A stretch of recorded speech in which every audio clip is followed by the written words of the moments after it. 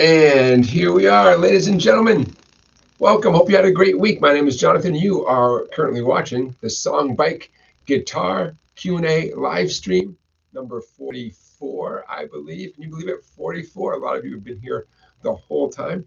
So let's get some questions coming in. Don't forget to put some question marks in advance so I know you are asking me a question. I have a great show planned out today in between your questions. Happy Record Store Day today. Do you guys know it's Record Store Day today? Happy Record Store Day. I didn't get a chance to go out to my local record store to buy some vinyl, but I hope you did, or I wouldn't be surprised if some of that vinyl is maybe still on sale tomorrow or something.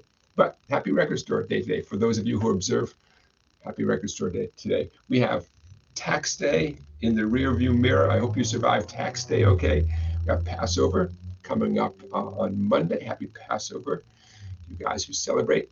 How does it look tonight? Pretty good. I rearranged yet again, and I'm getting more comfortable here. Slightly different look. So let me tell you what you have to look forward to for tonight's show in between your questions. We have a very interesting weekly poll question that was proposed to me by one of my students, and I think you'll really find this question provocative and interesting. We have my dumb question of the week, and don't forget, I ask dumb questions to inspire you to ask questions that you might think are dumb, but nah, they're not going to be dumb. We have a chord family of the week that ties in with our play along song of the week. I'm very excited about this week's play along song. It's from an artist that we have never done before here in our live stream, so I'm very excited about that. We have a big discussion in front of us, my friends. Question that was proposed a few live streams ago, and I thought tonight we'd dig into it. What's harder, rhythm guitar or lead guitar? I can't wait to discuss this with you guys and hear what you guys have to say. I'm going to play you a Chord-Melody song that is going to be in my Chord-Melody book. I figure I've been talking about this for a while, so I'm going to take a minute later on the show and play a song for you so you get an idea of what this whole Chord-Melody thing is about. I think you will dig it.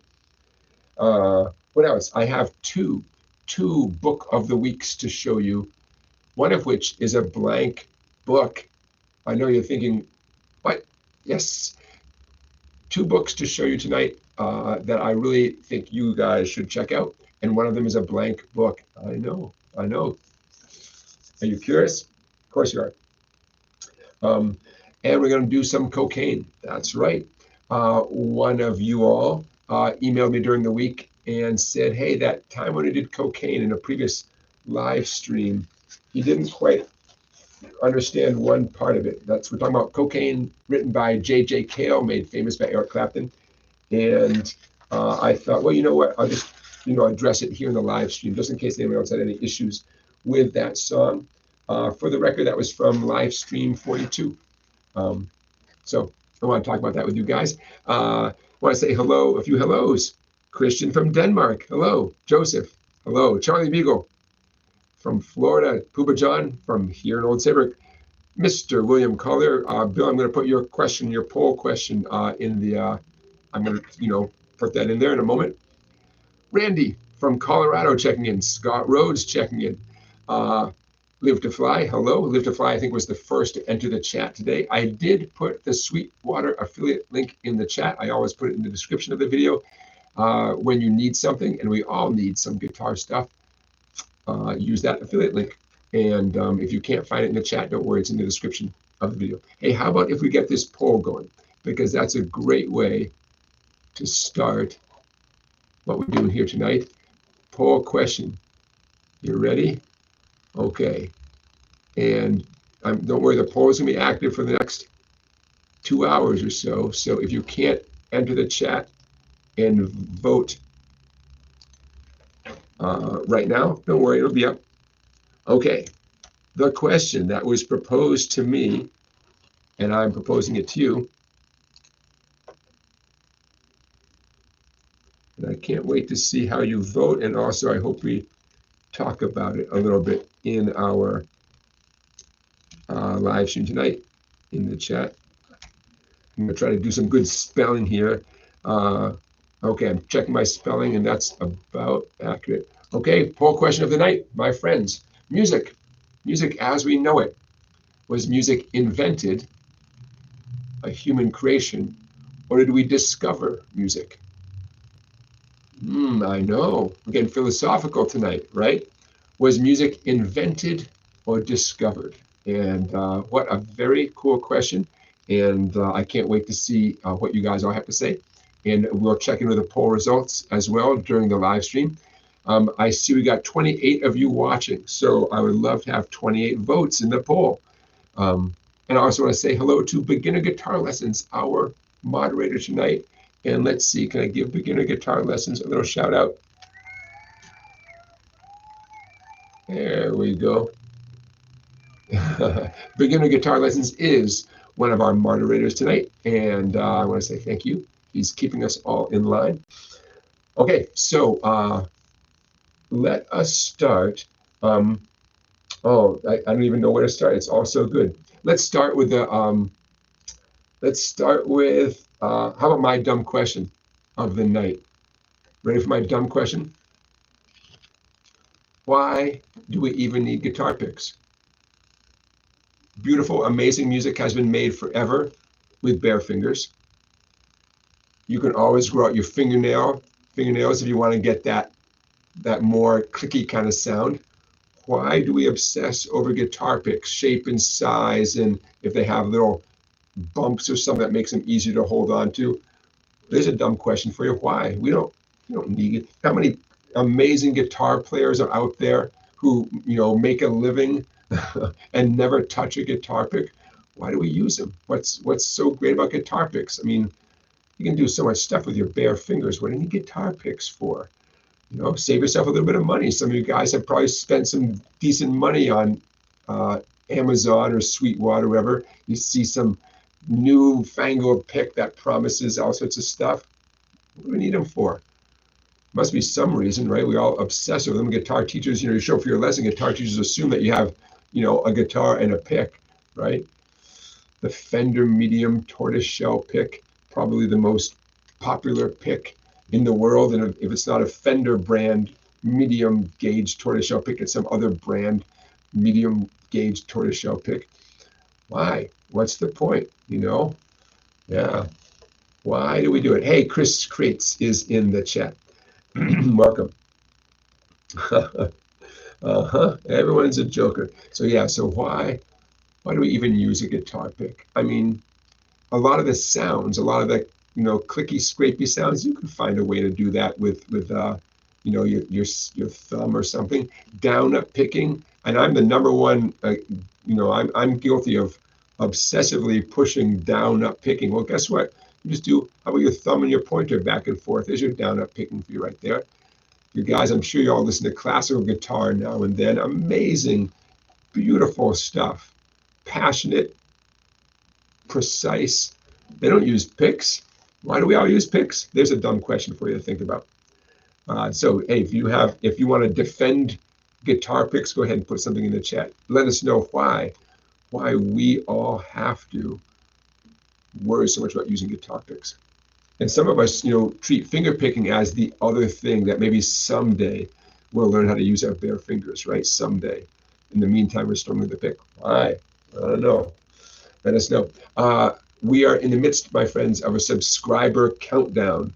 At last check, the subscriber count for the SongBike YouTube channel, 199,954. If there are a few of you out there who have not subscribed to this YouTube channel, tonight would be a meaningful night. 46 people, 46 subscribers. Maybe tonight could be the night we could cross the 200,000 subscriber mark. Could happen. So subscribers, people can also unsubscribe. And so you can imagine what that feels like to say you wake up in the morning and you lost a subscriber overnight. Ouch. It's humbling, right? Okay, but in those of you, I see we have 30 people all of a sudden. Some of you may not be subscribers, and you may have your reasons for not subscribing to YouTube channels. I get that. But if it never occurred to you, yeah, tonight's the night. Tonight's the night to subscribe to tonight's to the channel here. I wish I could tell you that the 200,000 subscriber will get a prize. I don't keep track of, who subscribes when. I used to, when my channel first started, YouTube would send me an email every time I got a subscriber, and that was fun at first, and then it turned into a lot of emails. So I did something. I don't even remember what I did. I think I set my email inbox to just, I don't know, either send them all into a folder or trash or something. And it's been years now, and I don't know how to undo that. So those of you who really want to be the 200,000 subscriber, sorry, I won't personally know who that person is. But I thank you in advance if you have not subscribed, and you will do it tonight. Or if you already have subscribed, thank you very much. Okay. If and when you guys have a question tonight, don't forget to put some question marks in advance, because that's how I know that you're out there. I'm going to talk about the cocaine. Oh, Charlie's asking a good question, and I'm going to answer Charlie's question, and I'm going to talk about cocaine in a moment. The song Cocaine. Charlie says, will I get more money from being a 200,000 subscriber influencer? No, it's not quite that simple. Literally, when I've asked YouTube, they say it's complicated. When I say, hey, how does this whole thing work? They're not forthcoming, and I don't know. So it doesn't hurt, that's for sure. But for instance, when I passed 100,000 subscribers, I didn't notice a magical bump in my income or something. That's all right. In general, we want to keep moving in that direction. So, and it means a lot to me. So I appreciate it. Okay, let's talk about cocaine. What I'm going to do here, this is the tab that I had up when we did this song, and this was back at 2 live streams ago, number 42, and I probably put it on the music stand next to me, but I'm going to hold it up to the camera now because later on you guys can freeze right here, and hopefully you can see it just fine. Okay, so the question was, basically, is this accurate, and why does it sound weird? And there was some concern that this was not, necessarily how the song goes. So other than just holding this up and letting you guys take a good look at it, what I want to point out is this riff, the cocaine riff, E-E-D-A, sorry, E-E-D-E, D, is based on a regular E major and D major chord, meaning all 3 notes of the major triad, but they're done in what I call the 1-finger major chord method. As long as you carefully strum, pluck only the 3 strings indicated here, you get, not only do you get a nice E major or D major chord based at 9 or 7, but you are playing the song correctly. If for any reason you make a common mistake, which is you include the skinny first string by mistake, which is understandable because your fretting hand is probably touching the skinny first string. I'll do it for you in a second. If you include the skinny first E string in your strum by mistake, you'll get what's known as a major 6 chord, and it will not sound right. It'll sound jazzy and interesting. You could write your own song, but it will not sound right.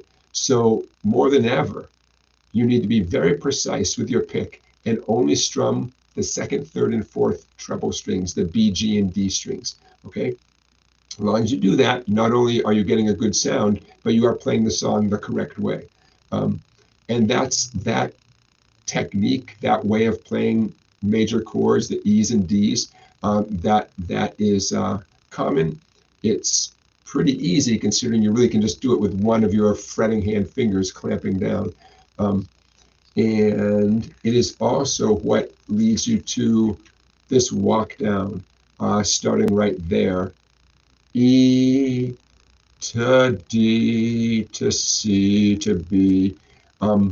Same thing. It's the same concept. It's one finger guitar playing. It's a beautiful thing. I think I mentioned when we did this song in the live stream, you actually could play this whole song with one finger. Just the way it works out, you could do it.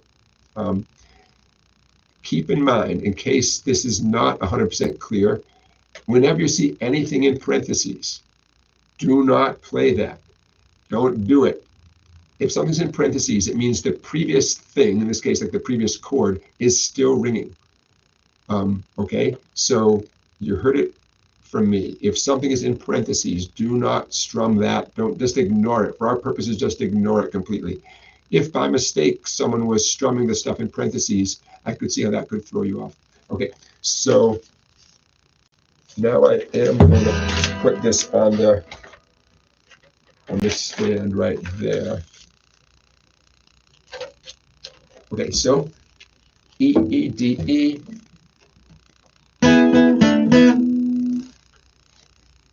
I'm doing the E with my ring finger. You don't have to. I'm using my ring finger. 9 on the second string, 9 on the third string, 9 on the fourth string. Now, I can't help but to touch the skinny first E string with my ring finger, but I'm careful not to strum it with my pick. Does that take a little practice? You know, that kind of precision? Oh, definitely. You know, 9, 9, 7, 9. Okay, so there's the right way to play croquet. Now, if I clamp down with my ring finger, it doesn't have to be a ring finger, at the 9th fret, but I definitely put a lot of pressure on the first skinny E string and I strum it. Right? It's interesting. Different kind of croquet. Sounds wrong, right? Yeah, so no skinny string. And I can picture that happening. This is where this is where online stuff, like what we do here, is tricky because I can't watch you guys and make little corrections. In-person lessons or even one-on-one Skype lessons, it's very easy for a teacher to say, "Oh, fix that one thing and life is good." There's pros and cons of doing what we're doing here. What I like to refer to as a weapon of mass instruction. Get that? A weapon of mass instruction. There we go. You know, a big group thing like this, where I'm communicating to you guys are texting in via the chat, some of you. But then if I can't see you guys, and so I can't correct stuff. And there's a lot of mistakes that are perfectly honest mistakes. And yeah, that's life. But then, like Ron did, just email me during the week and say, hey, that one thing doesn't make sense. Could you clarify that? So you guys good with that? You know, I hope so. I hope so. Okay, let me just take a look. 9-ball slim, welcome. There you go. 9-ball slim is pointing out that Mark Knopfler never used a pick, or at least he's known for playing with bare fingers. When it's someone I don't know personally, like rock stars, I always hesitate to to speak in absolutes, because what do I know? You know, I thought Mark Knopfler only played Strats and Strat-like guitars, and then I saw him in a concert playing a Les Paul, and I thought, well, oh well. And you know what? It sounded just like a Strat the way he had it set up. So go figure. Okay.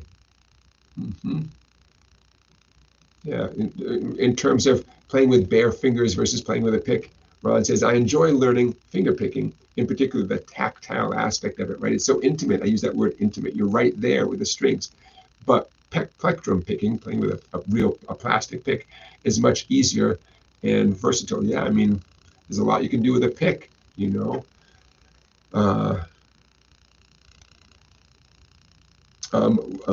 Yeah, and another Ron D this time, mentioned that the plastic fender picks break too easily.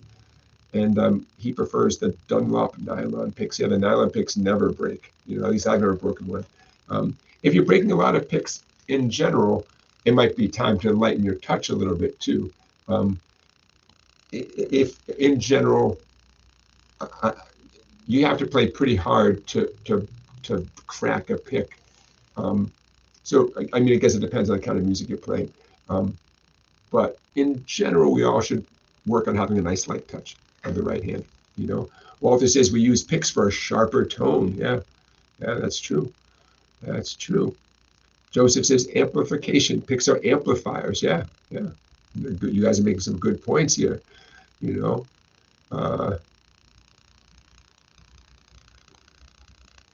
Okay.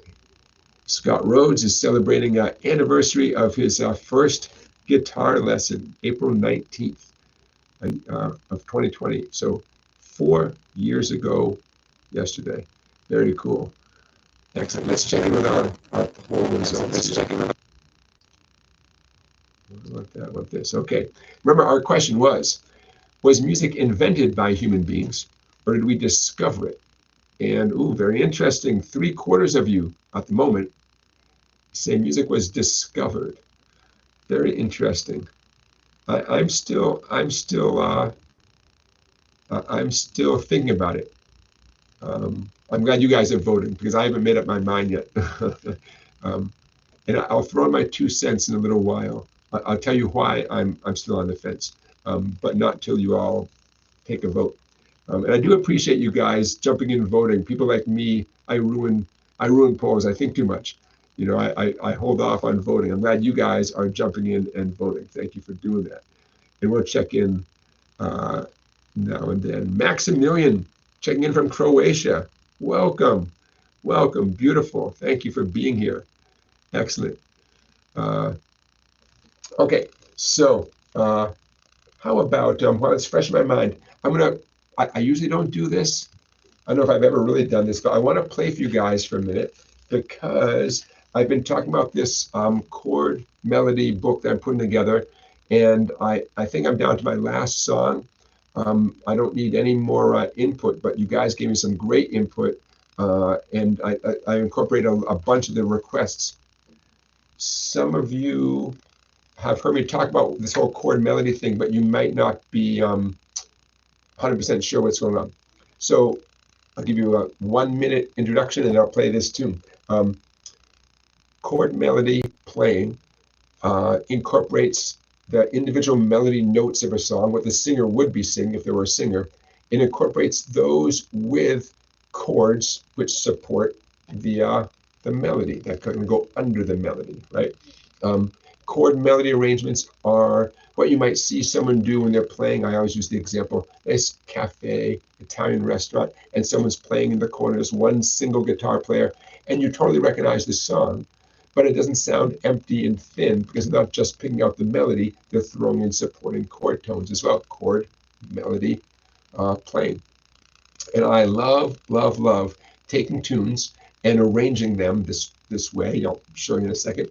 And my next book, hoping to have it come out in May, and I think it will, is going to be about 30 songs written in this style. So what I chose tonight to play for you guys, because I love how this came out, is the famous tune called Autumn Leaves. I'm aware it's April, but hey, when the book comes out and everyone gets to work on playing tunes, by the time autumn is actually here, you guys will be really great at Autumn Leaves. So just to give you a quick idea of what Autumn Leaves would sound like if I just play the melody, the falling leaves drift by the window, the autumn leaves of red and gold. Here's what it would sound like if I just played the melody, okay? 3, 4, 1.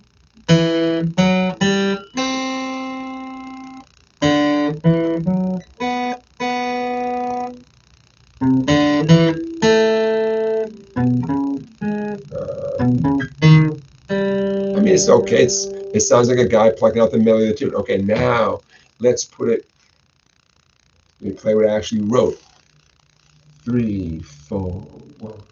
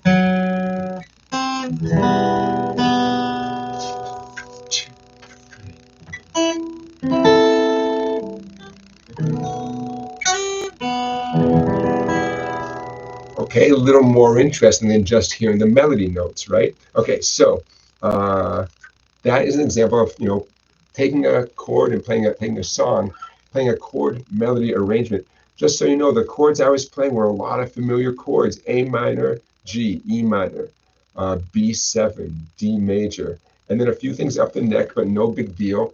One time I needed an E minor chord a little bit higher up the neck, so I took a D minor and moved it up 2 frets. Does that make sense? A D minor chord, moved up 2 frets, now it's an E minor chord. And I needed to play E minor that way because I needed the melody note to be right there, and I need to support it with a E minor harmony. So get how this works? The melody is all important. You got to have the melody correct because, like, people are expecting autumn leaves. So in this particular case, the way I've worked it out, I had to have that note 3rd fret on the first E string. But the way the composer wrote the song, the harmony under that is an E minor harmony. So I thought, okay, how can I play an E minor chord with that note loud and proud, so to speak? And I thought, oh yeah, I'll just take a D minor and move it up 2 frets, and then only strum those 3 strings. Life is good, right? Okay, so that's an example. Thank you, guys. I usually don't like perform, but I figured I'd give you a taste of that. You heard me say, maybe if you watched a recent live stream, I like how that arrangement came out because it is a jazz tune. It's, you know, part of the American Songbook. But I think I really do love how it came out with easy chords, not jazzy chords. And I don't think that's just not possible with most jazzy tunes. But that tune, I'll stand by that. I think that sounds great. Okay, so there you go. And thank you for listening. Ron, I see your suggestions for future poll questions. Very cool. Very cool.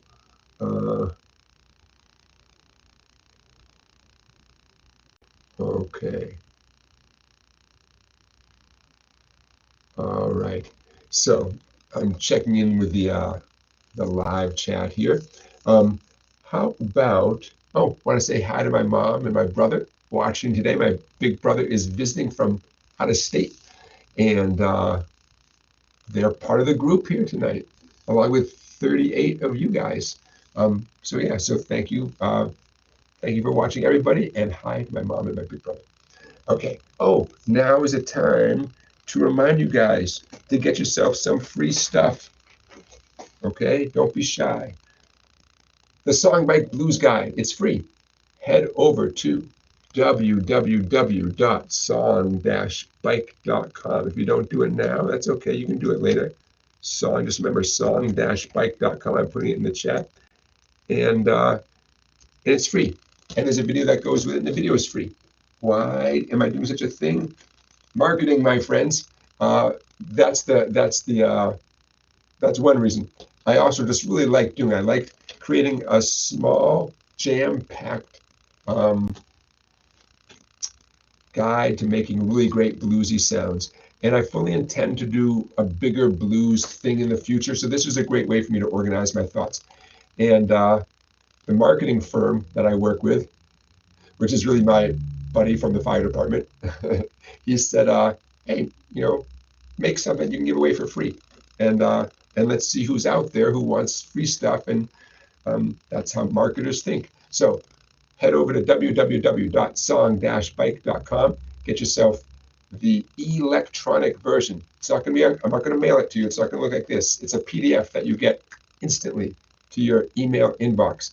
And then you can print it out, or you can just, put it on your computer screen. The beautiful thing about ebooks, PDFs, is you can make it nice and big. Although I like to think that I made this pretty big, pretty easy to read. Anyway, see how big that font is?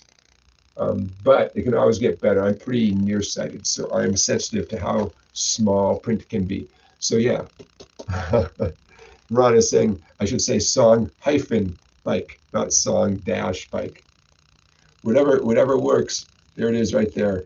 Whatever you want to call that little line in between song and bike. There you go. So for a while I was forgetting to mention to you guys that this was available for free, and I didn't want to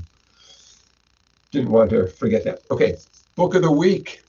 Remember I told you there was going to be 2 books of the week today, and one of them is a blank book. You ready? You ready for the blank book? I've never promoted a blank book before.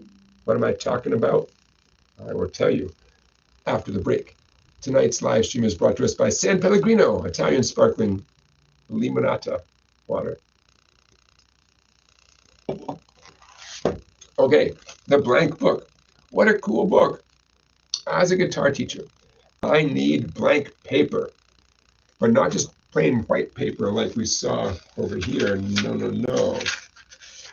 I need blank tab paper. And someone got the idea to just like make an effort and make a really good blank tab paper guitar book. So for the record, this is from the Charles Dumont and Son publisher. Charles Dumont, spelled just how you think, D-U-M-O-N-T. This is available from Amazon. I'll put the link in the chat. I paid $6 for this. Not sure what it's going for now. Now, why is this book special? Okay, first of all, it delivers with a whole lot of pages of exactly what you'd hope. See that nice blank tab paper, chord diagram box in the top, both lines of tab and lines of standard music notation. You know, very well done. If that was the only thing, we'd be worth $6, no problem. And it's a lot of pages, but don't go anywhere. Okay, this is what they put in that they did not have to put in. Okay, from the inside cover, right from the start, they're helping you learn how to read music. They're saying, hey, see this tablature down there? Here's what the same notes look like in standard music notation. Right under that, they give you a guitar neck diagram. I prefer it to be tilted that way, vertically, but that's okay. You know, for those of you who want to learn like the names, the notes, what a cool diagram. Okay, you got a pull-out poster.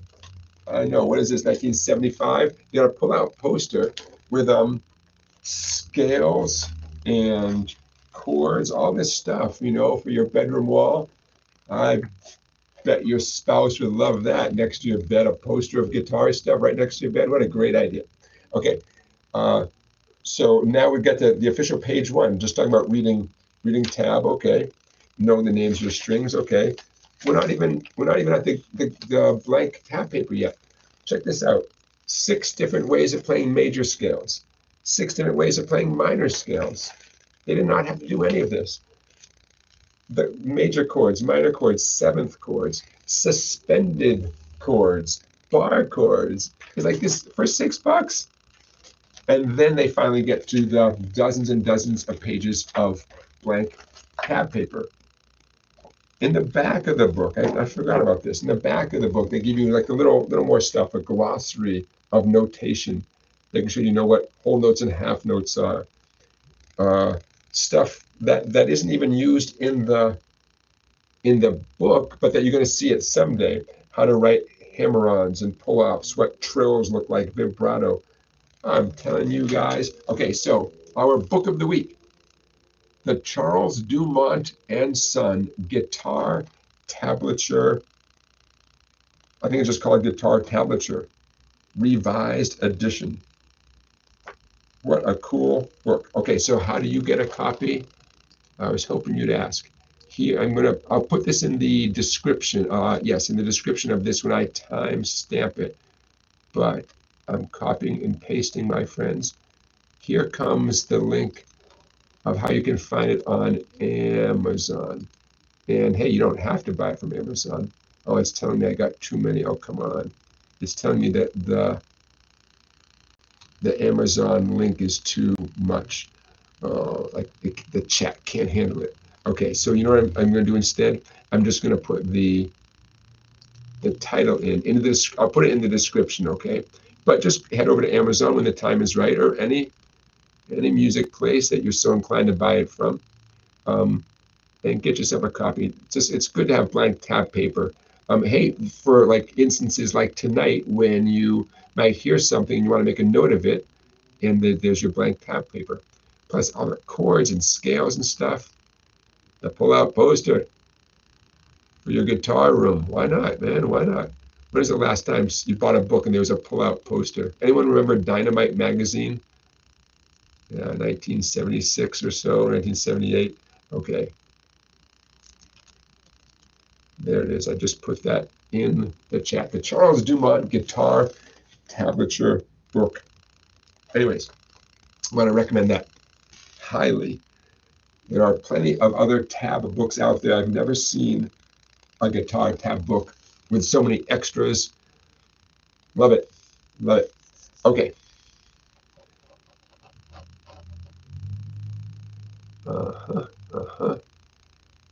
I am checking the chat, my friends. Make sure no one needs me for anything. You guys are talking about all sorts of stuff in here. Very cool. Very cool. When I timestamp this tomorrow, I read through the chats a little more thoroughly. and you guys crack me up. And sometimes I actually learn something too. So there you go. Okay. One more book of the week. This one I might have mentioned way back when, maybe one of the very first live streams just about a year ago. We are coming up on our 1-year anniversary. I think it was last May. Anybody remember the first live stream way back when? Woo! We've come a long way, baby. If not the very first live stream, then early on in live streams, I mentioned a terrific book. And this book is written by my favorite guitar tech, Paul Neri. P-A-U-L, Paul, conventional spelling, Neri, spelled N-E-R-I, Paul Neri. And the book is The Acoustic Guitar Repair Detective. I really love this book. And in the description, I'll put the actual Amazon link. But for right now, I'll put his name and the title of the book. The Acoustic Guitar Repair Detective. And even if you are exclusively an electric guitar player, I think you will still get a kick out of this book. It's case studies, like a detective is telling about some of the favorite cases or the most important cases in their career. It's kind of like that. A very cool book. And it is, there we go. Okay, click. All right. It's from the Hal Leonard Publishing Company. My copy was about $15. I don't know if it's gone up in price because it's from a few years ago. What a cool book. Okay, so from that cover, it says, learn to diagnose common problems relating to the adjustment, upkeep, and repair of your acoustic guitar. Topics include humidity, cracks, braces, bridge plates, frets, guitar action, intonation, neck angle, tuning machines, strings, strap buttons, end pins, buying a used guitar, cleaning and polishing pickups, and much more. Those are different subjects, cleaning and polishing and pickups. What a cool book.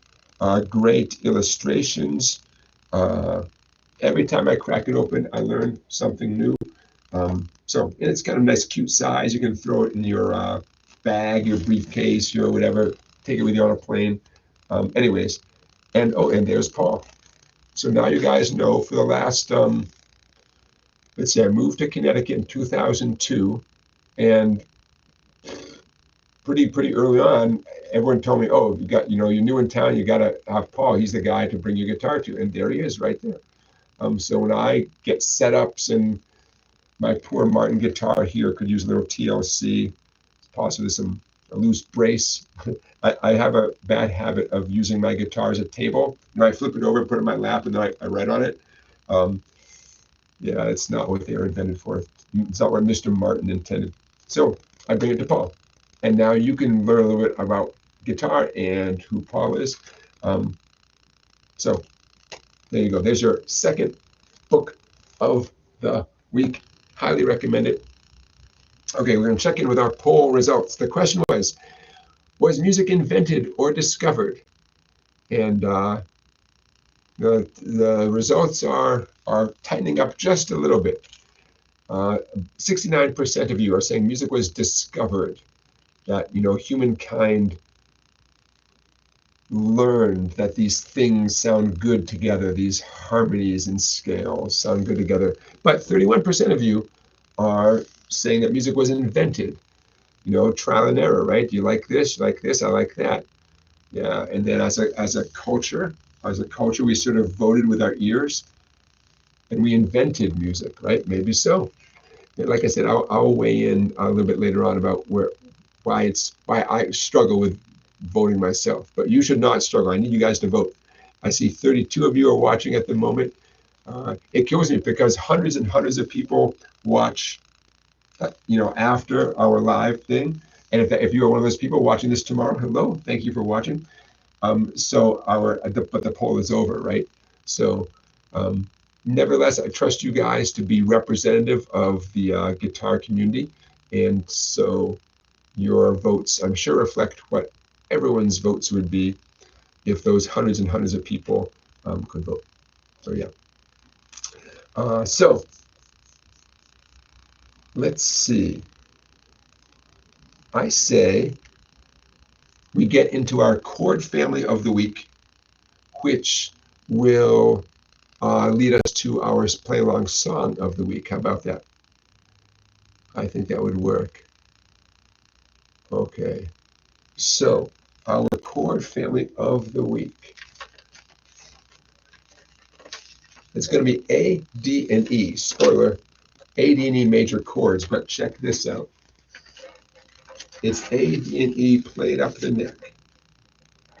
See that right there? Yes, no, maybe so. We'll let the camera adjust to the shiny, bright white light there. Yeah, could look better. How about that? There we go. Ooh, look at that. You guys know I love white paper and a black Sharpie. Ooh, life is good. Okay, for the play along song tonight, we need those three chords.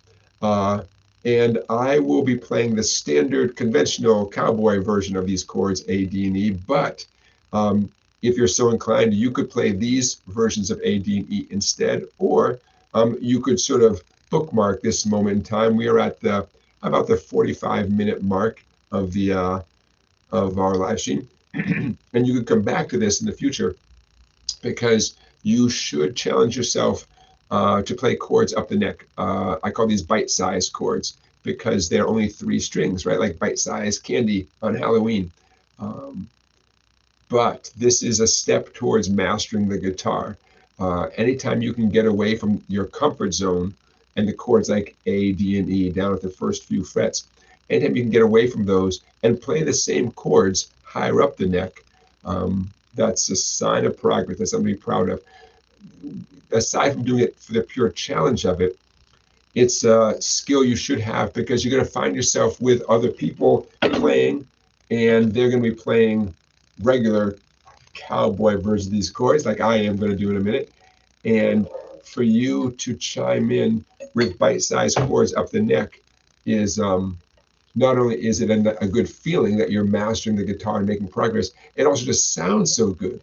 By the way, this is exactly what I do when my students are playing regular conventional chords, and I'm playing along with them, but I play them this way for the fun of it, to make sure I keep these fresh in my brain, and also because it begins this conversation. I say to a student, hey, I don't know if you noticed, but while you were playing your A, I was playing this version of A right here, and so on. Hey, Susan, thanks for joining us.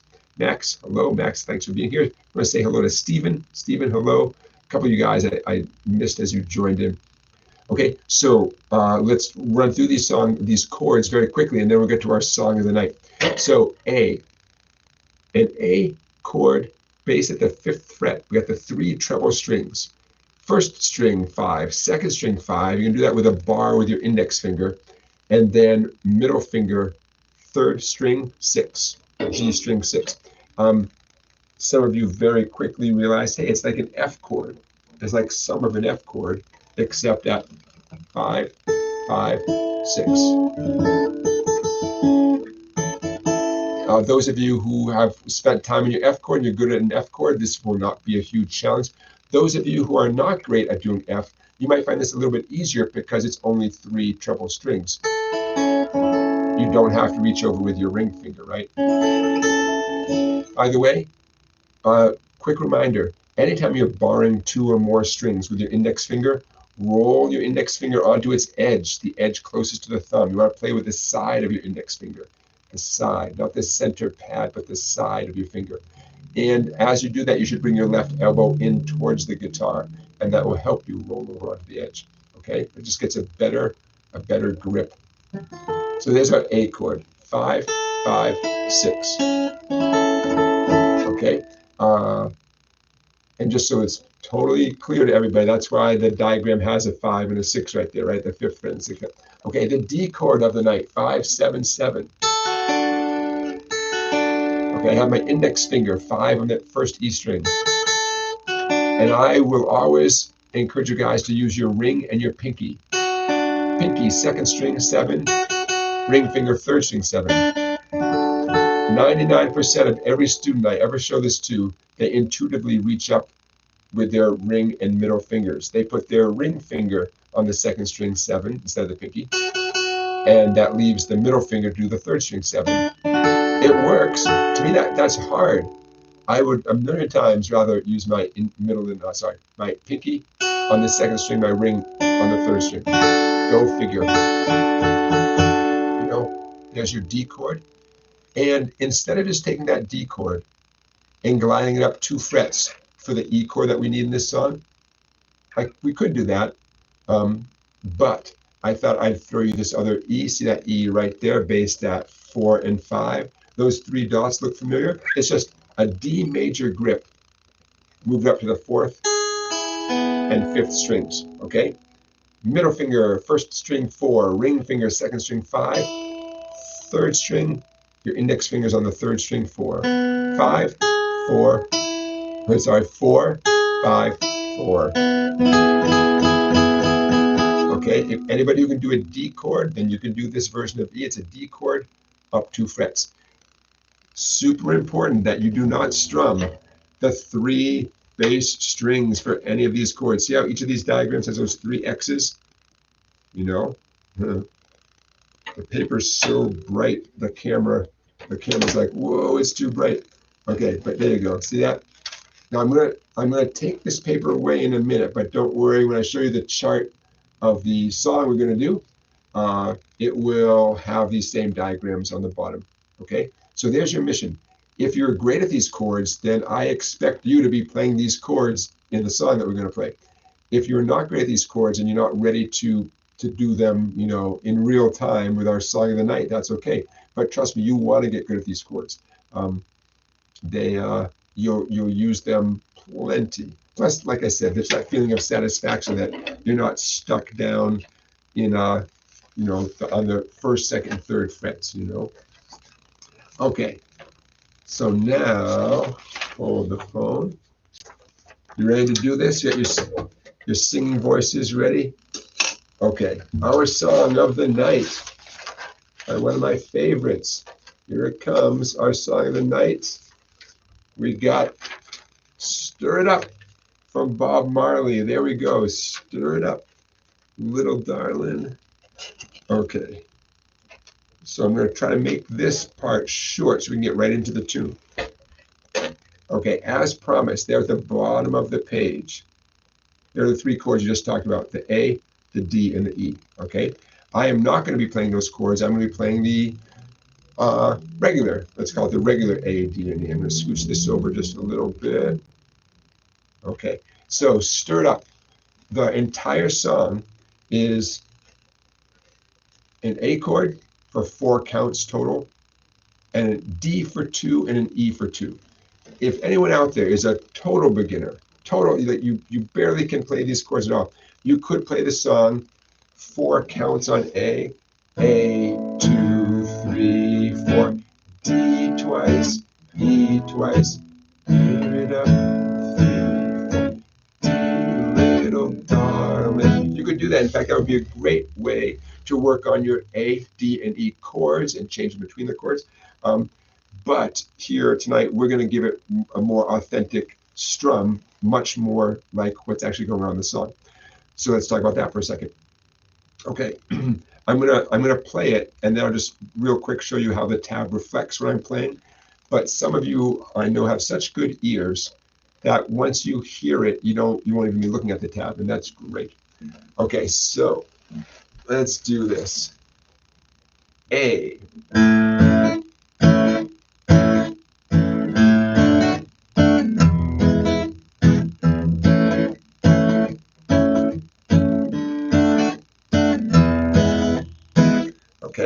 So what am I doing? I got my A chord. I'm hitting the open 5th string, the open A string, nice downstroke. And then on the skinnier strings, I'm doing little down ups. I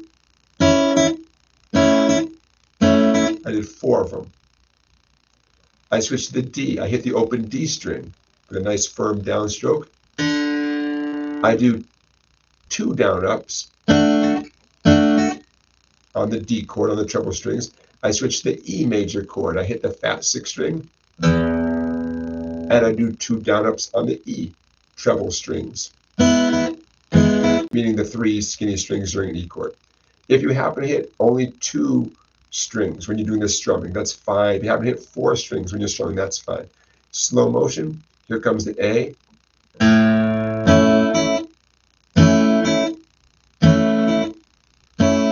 D, E.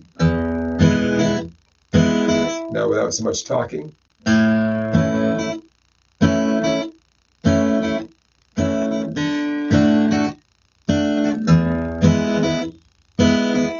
Okay. If you're already playing it and you can't wait for this show to start, awesome. If you basically get the idea, but you are not confident you're going to be able to pull it off over and over again, because that's the whole song. That's going to go on for minutes.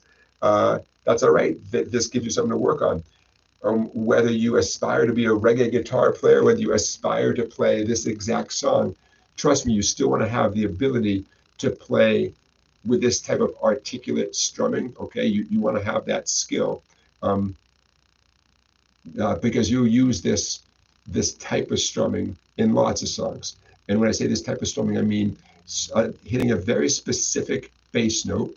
It could be an open string, might not be an open string, and then answering back with strumming on the treble strings. Yeah, that's almost like one definition of playing the guitar, one definition of strumming the guitar. It's such a common thing. Okay, we got some breeze coming through here. Okay, now I'm going to leave this up, but I'm going to leave that up. Some of you might not even need to look at it anymore.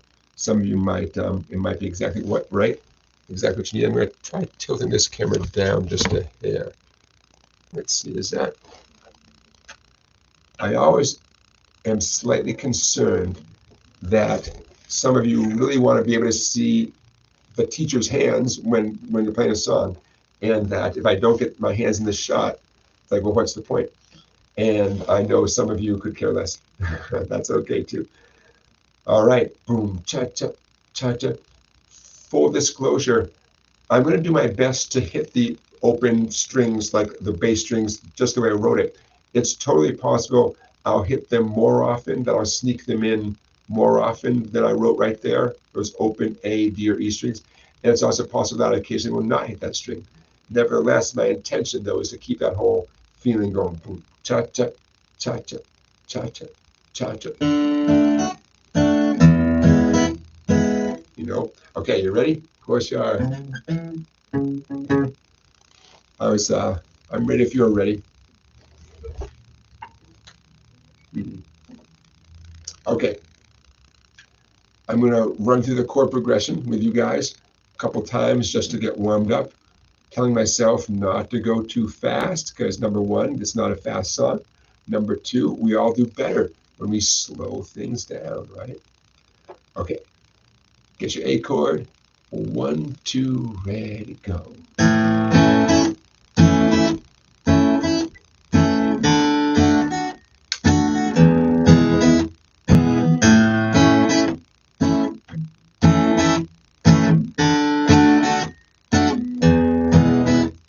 Stir it up, little darling, stir it up, little darling.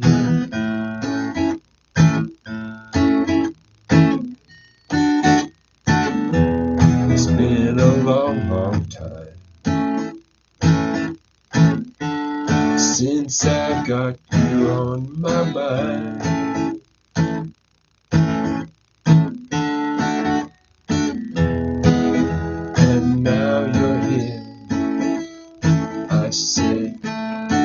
so clear to see what we will do. Just me and you, come on and stir it up. Little darling, stir it up. Come on, baby, come on and stir it up. Little darling, stir it up.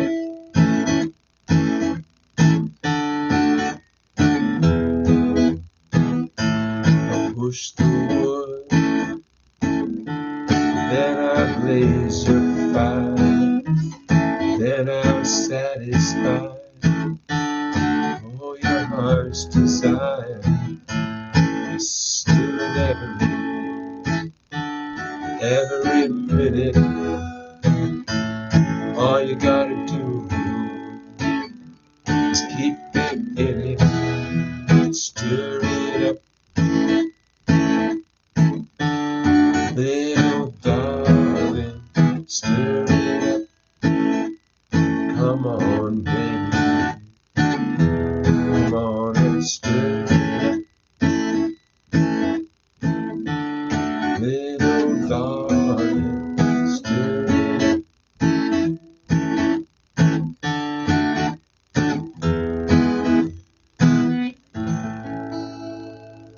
Okay, so one thing that was going through my mind is I didn't hip you guys to this whole catching the guitar with the edge of my picking hand. All those down ups. After I finished each down up, my hand was kind of snapping back to mute the strings.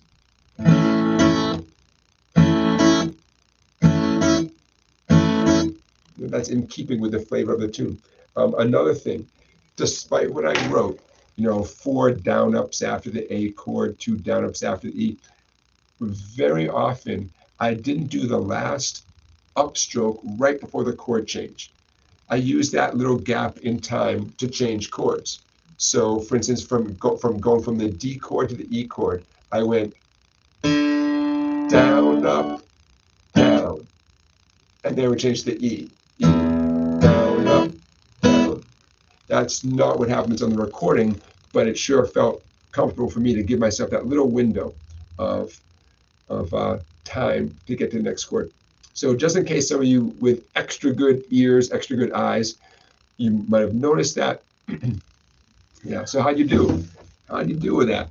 Pretty straightforward tune. Oh, and I'll say it one more time. Simple, nice downstrokes, that can work as well, especially if that's your comfort zone. Stir it up, A, D, little darling, stir it up. You gotta start somewhere, right? That's a great way to start if you're new to doing this kind of thing, Okay, Stephen, thank you for your super chat. I appreciate that. A super chat is when you contribute to what we're doing here, and it's that little $sign at the bottom of the chat. You click on that, and Stephen, I bet, would tell you that it's easy. After that, it's easy. By the way, there's lots of ways you guys can support what we're doing here. You can use that Sweetwater affiliate link that I put at the top of the chat, and I'm going to put it in the chat right now as well. When you use this link to head over to Sweetwater, here we go. Sweetwater knows that I sent you their way, and they share their proceeds to support what we're doing right here. Another way you can support what we're doing here is get yourself a little something, right? Over on my website, get yourself a book, right? The Strum Pattern Bible. Oh, in fact, I was thinking that this is the stirred up strum pattern is so distinctive and cool and repetitive that in hindsight, that would have fit in great in the Strum Pattern Bible. So if I ever do a volume 2, or at some point with all these books, I want to do like new editions, maybe add some stuff, then this would be a great addition because it's just hard enough that you have to use your brain, but it has a clarity to it. You know, I like that word when I describe stuff that, I don't want to say it's easy, but it's clear, you know, what your job is. I like the clarity of this. And even though we're connecting it with this song, it's definitely a strum pattern that you could use for a lot of songs, especially songs with that reggae feeling. So anyways, so one way you can support what we do here today is head over to www.song-bike.com and get yourself one of the electronic books for sale, or the hard copy book. This one, I actually have a box of these. I mailed these out to you from the Hal Leonard Publishing Company. Easy guitar, chord, and lead tricks, written by me. That is not me on the cover. I have no idea who that is on the cover. Someone. A very cool book. Everything that I promote here on the show, whether it's a book that Hal Leonard published that I wrote, or my own books, they all come with videos that are included in the price and everything. Sometimes I'm concerned that you guys may feel like, I'm not really a book learner. I learn well from YouTube videos, and that's great. But just know that everything that I do, I include a video, because it's so helpful, right? It means so much to see someone doing it. And for some of you, that is as valuable as the actual tab. Like, just show me how you're doing it. You can take it from there. So at my website, there are also a 3-volume series I'm very proud of. People were asking me, do you have any books for beginners? And I was hesitant to write a book for beginners because I thought, beginners don't always know where they land in the world of beginning guitar. A lot of people refer to themselves as beginners. I thought, I know what I'll do. I'll write a 3-volume series, the Guitar Week one, the Guitar Month one, the Guitar Year one, and you can sort yourself out. When in doubt, get the Guitar Year one, and if there's stuff in there that you just don't understand, then backtrack to the Guitar Month one, and so on. Anyways, these books come with videos. They're awesome. The Guitar Week one is intended for someone who really just got the guitar yesterday. The Guitar Month one, someone who, okay, you've made it through the first book, you got the basics, you know the names of your strings and stuff. The Guitar Month one gets you going a little more intense. And the Guitar Year one, I love this one so much because it's such a cool variety of stuff. In my mind, these books, especially the Guitar Year one, it's like you show up at a restaurant and the restaurant says, you want to play some blues guitar? You want to play some country guitar? You want to play this or that? And you say, yes, please. Pretty cool restaurant. So the Guitar Year one shows you, a bunch of different cool things, and then you can decide where you want to head from there. And like I said, it's like walking to a restaurant. You realize, ooh, I want to try a little of all this stuff, and you see what comes a little more naturally, what sounds you like. And the first 2 books sort of lead you to that point. Anyways, my point is, get yourself a little something, and that is a great way to support what we do here now. Dan mentions that tablature and a video combined is what works best. Yeah, I mean, that makes sense, right? And I'm the same way, you guys. I'm the same way. I read regular music, and of course I can read tab as well. But there's nothing like seeing someone do it, right? It's a beautiful thing. Beautiful, beautiful thing. And then you can be a real smarty pants and see if you can catch the person playing something that is not what they wrote. And I'm guilty of that, and I've seen it before where, it's not a mistake exactly, but, people really should play exactly what they write. And if they don't, then it's fun for the rest of us to say, ooh, hold on right there, And sometimes they both sound good, but, you get a little extra point if you can catch someone doing something that's different than what they wrote. Okay, my friends, it is you're totally welcome to put in some questions. I'm going to take this moment, if you do put in a question in the chat, don't forget to put a few question marks in advance. I want to thank Randy for his super chat. Thank you for supporting what we do, Randy. Thank you, Steve. I'm throwing some hearts your guys' way. I appreciate that. I want to, every once in a while during a live stream like this, I want to throw this up on the big board because many of you have been here for a lot of live streams, but everybody misses something once in a while. These are the songs in alphabetical order that we have covered in these live streams. Going back, let's see, the earliest one, live stream number 20, maybe. Yeah, live stream, yeah, okay, live stream number 20. Weeks and weeks and weeks ago, we did Helpless. See it right there, Helpless, and the 20 in parentheses, that means live stream 20. So I have a whole playlist of all these live streams, and you can head right to live stream 20. In the description of that live stream, it'll show you exactly where you can jump to so you can play along with Helpless, you know? Okay, that is a lot of songs, right? That's dozens of songs. And today is live stream 24. When our live stream was right around St. Patrick's Day, we did 2 songs that night. Usually we do 1 song a night. So bottom line is there's a few dozen. In case you missed any of these, there's a few dozen. So we are at, let's see, at about the 1 hour and 8 minute mark of the live stream. So I thought I'd throw this up here. You guys can always come back and freeze it right here.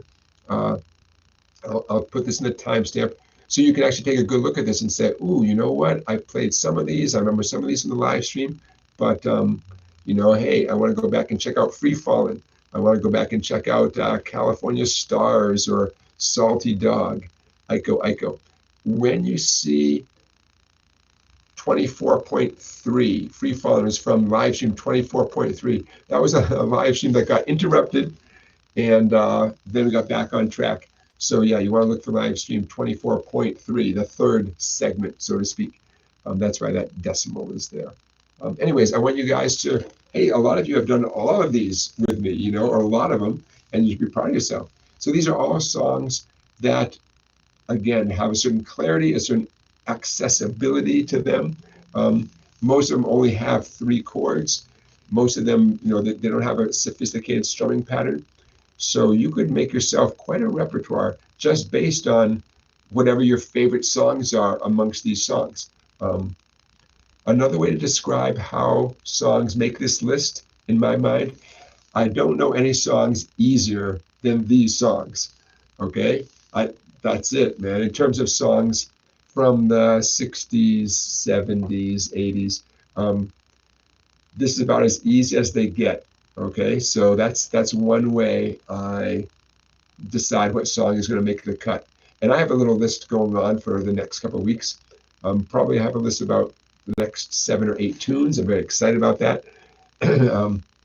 So anyways, those songs, there's your list. And I'll remind you guys every once in a while during the live stream. I'll throw this up on the big board so you can see, oh yeah, there's that song, there's that song. But that's a lot of songs. By the way, this is how you guys are helping me. I never would have made this list if it weren't for you guys in this live stream. I've taught for 32 years. You'd think I would have a list going, right?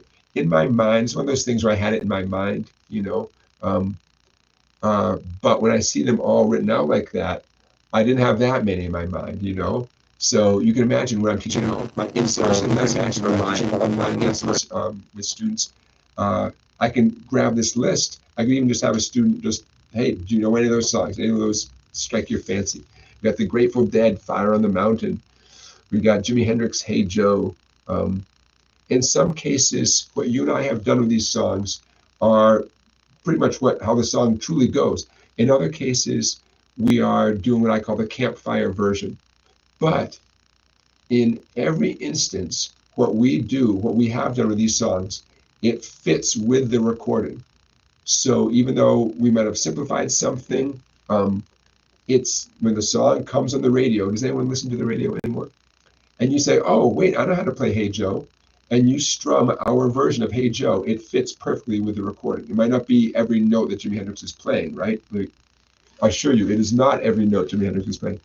But it wouldn't be on the list if it weren't in the right key with an appropriate strumming pattern that would fit the song, you know? So I just want to put that out there, that Yeah, sure. In some cases, we're simplifying the songs a little bit, but around the campfire, doesn't matter. Or like I say, if you play these songs around the campfire and someone gives you grief, they're kicked out of the campfire. They're clearly at the wrong campfire, you know? Dan, thank you for your super chat. I appreciate that. I really do. Okay, so Walter has to go. Walter's heading out to a Pam Tillis concert. Walter, have a great time. Have a great time tonight. So checking in with our poll results, 63% say humankind discovered music, and 37% say, no, we invented it. Okay, so now I will throw in my 2 cents and why I'm struggling with this. There's a certain amount of science that explains why certain things sound good. You know, you can measure frequencies, you can take a low C and a high C and say, oh yeah, high C is the frequency, the vibrations we're hearing. The frequency is exactly double the vibrations of low C. There's a mathematical connection between those 2 notes. And you can take that octave, the space between C and C, and you can divide it up and you know, a C and a G sound good together. The C is one frequency, a G known as 1/5 above C. G is the 5th note of a C scale. A C and a G sound good together. And you can look at the sound waves and see how they interact and scientifically say, well, of course, look at those sound waves. They're always going to sound good together, you know. So when I think of music that way, as sounds that can be proven sounds that can be analyzed scientifically, and you can say, oh yeah, there's a reason why that sounds good to our ear. It's because they have this scientific relationship, or this relationship that can be measured, you know, in a quantifiable way. That leads me to think, well, yeah, then music was clearly discovered, right? These sounds that arise when you pluck a string, you know, or blow through a horn, it was inevitable that the human ear would enjoy these sounds and value those sounds and create bodies of music based on those sounds, you know. But before I vote, when I think about how there's much different music in different cultures all over the world, it's not, then it seems to me like our culture decided what works for our culture, and we voted with our wallets and our you know, we all these generations and generations we've been voting as a culture on what sounds good in our culture. And when you hear music from other cultures that does not sound appealing to you, or doesn't sound right, or sounds weird, yeah, that's because they invented their music. And their music, you know, it's so different from our music that how can we say, you know, oh, music is just something that we discovered, and therefore the whole world agrees that that's what music is, because the world does not agree on what music is. I'm not just talking about, you know, your taste in, you know, one jazz saxophone player over another jazz saxophone player. I'm talking about, you know, you go to India and you listen to Indian classical music, that might be out of your comfort zone. Ooh, I'm going to put some, speaking of comfort zone, I'm going to put some stuff in the chat. I just remembered. I'll explain the connection in a minute. So that's why I hesitate to say that humankind discovered these musical relationships, and we stuck with it. The culture decides. When Charlie Parker came along playing his plastic saxophone, playing notes that were extensions of these jazz chords, he was thrown off the stage. Don't you bring that plastic saxophone here and play those weird notes. Well, over time, certainly the jazz community decided, wait a minute, over time, Charlie Parker won, you know. he took jazz in that direction. I'm not a jazz expert by any means, but that's what I understand he contributed to the world of jazz. So culturally, eventually, his style of playing caught on, you could say.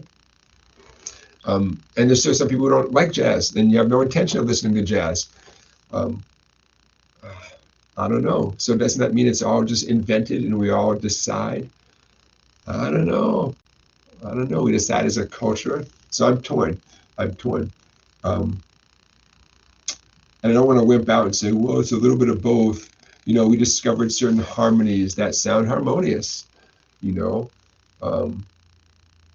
And therefore, sure, we discovered this stuff that existed. These relationships were always going to exist. We just had to have some people, you know, one person blows one horn made out of, you know, who knows what, the horn of an animal. Another person blows their horn, and, you know, they realize, hey, wait a minute, those two notes, ooh, they blend nicely. Maybe, yeah. I mean, and yet, I don't know. We all have heard music that that you think to yourself, oh, that's just, you realize it's from a faraway place geographically. Yeah, Charlie Beagle says they booed Bob Dylan at Newport. There you go, right? But that's another can of worms, right? Yeah. So now, don't let me stop you from voting. I'm definitely not trying to convince anybody to vote differently or change their vote. I don't think it's possible to change your vote. But for the record, 65% at the moment are saying music was discovered, and 35% say music was invented. We have 43 votes. I see 38 of you watching right now. If some of you have not voted, you got plenty of time. Thunder Ace is pointing out some of the earliest instruments are over 40,000 years old. Wow. Wow. Yeah, the pentatonic scale, Dan is bringing up the pentatonic scale. I use the pentatonic scale as an example of something that does seem to show up, or does show up, in a variety of cultures around the world. And so that's what I use as an example of something that, in my limited musicology knowledge, is close to being universal. I'm not saying it is universal, but it sure shows up on different continents and is used in the folk music of different continents. So I don't know.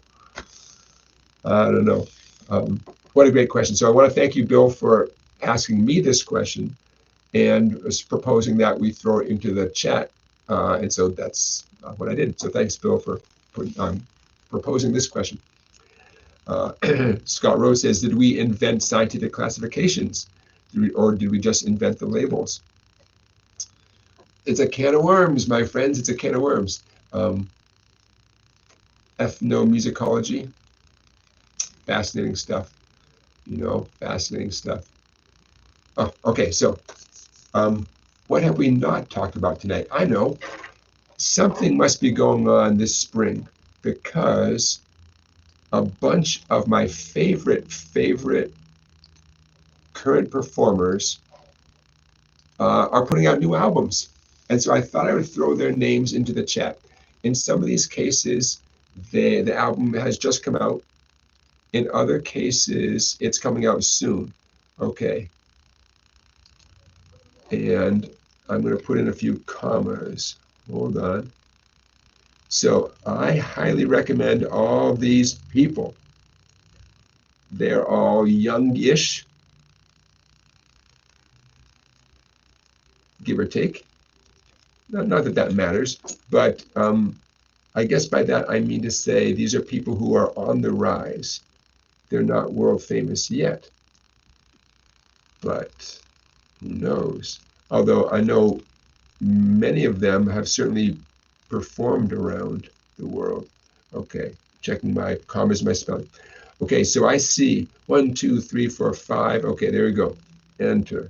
All right, so I just put 5 names in the chat of 5 people who have put out brand new records or about to put out brand new records, and they're all people that I find super fun and interesting, and they're all pretty different. One of them isn't even a guitar player, although guitar does show up on her new recording. Okay, so we have Khruangbin, Khruangbin, Khruangbin. I dig them so much. The first song on their album is out. I'll tell you the name in a minute.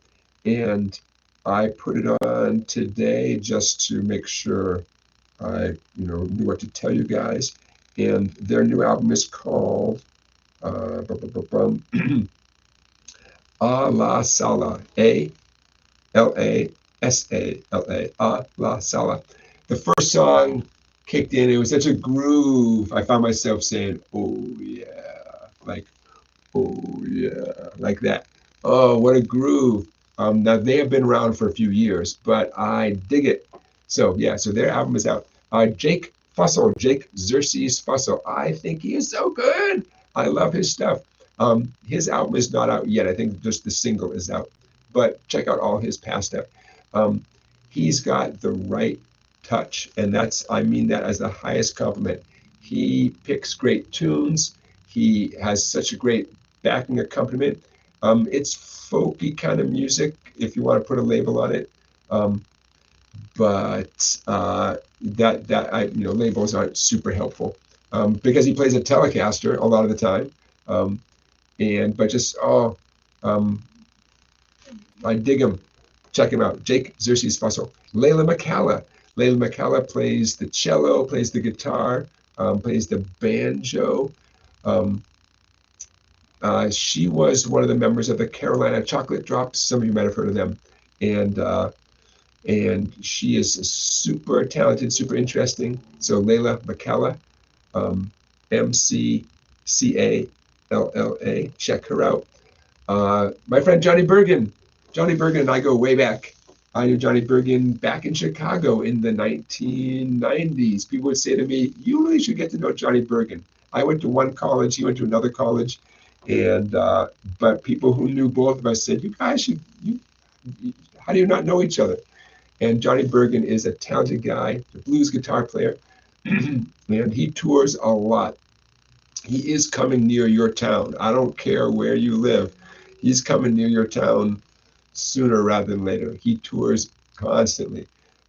So Johnny Bergen has a new album coming out. Again, I think just his first single is out. And last but not least, Olivia Block. Oh, she's so interesting. Olivia Block is going to push your boundaries a little bit. She is not a guitar player. She is, I'm not going to do her justice. She is like a sound artist, and she works with sounds that she creates, a lot of electronic stuff. So if you're looking for something different, check out Olivia Block, and she has a new album out. And all these people, I wish I could tell you lots more about all their stuff and label them and sell them to you. But give it a try, right? Give it a try. It's easier than ever in human history to go online and listen to something for free before you buy the record, right? Like I said, I was just struck by how so many people had these new albums coming out. And I thought, wait a minute. I thought I would share that with you guys. So.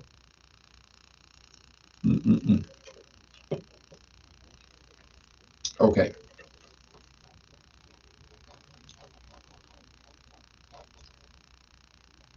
So Stephen is asking a question. Stephen, you're asking about a B scale. You're talking about like a B major scale? There is a major scale for every letter of the musical alphabet. Yeah, you've got an A major, B major, D flat major. Hey, let's make this a quick educational moment. Why not? I'm going to show you how to play one major scale in closed position, meaning no open strings. And if you can play one major scale in closed position, you can play them all. And since Stephen brought up a B scale, let's do a B major scale. Let me make sure I'm oriented here.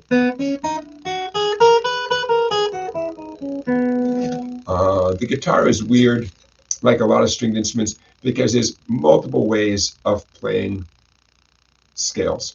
If someone said play a B major scale, there's a bunch of ways to play a B major scale up and down the neck, and higher, lower, two different ways that may sound the same, but you're doing different combinations of strings. So I want to be very clear that what I'm going to show you is one really handy way of playing a major scale, but it is not the definitive B major scale. Okay. And maybe I'll throw this up on the big board in a minute. So what do I have? I'm focusing on the 3 treble strings. It's extremely important that you use your index finger to start off. I'm on the G string, 3rd skinny string, 4th fret. That's a note B. I'm about to play a B major scale. 2nd note, same string, 6th fret ring finger. 4-6, index ring. There's your do, re. Gotta be your ring finger. I know someone out there, you're not using your ring finger. It has to be your ring finger. Okay, and we're done with the 3rd string. Moving over to the 2nd string. 4, 5, 7, meaning index, 2nd string 4, middle finger, 2nd string 5, pinky, 2nd string 7, 4, 5, 7, gotta be those 3 fingers, 4, 5, 7, index, middle ring. And lastly, 1st string 4, 6, 7, index, ring, pinky. I'll write this down. You don't have to memorize it, but maybe some of you are sharp enough to memorize this. 3rd string 4, 6, 2nd string 4, 5, 7, 1st string 4, 6, 7. You put it all together, you get do, re, mi, fa, sol, la, ti. If you do it backwards, it should sound exactly like joy to the world, the Lord has come. Joy to the world, the first 8 notes of Joy to the World are just a major scale going backwards.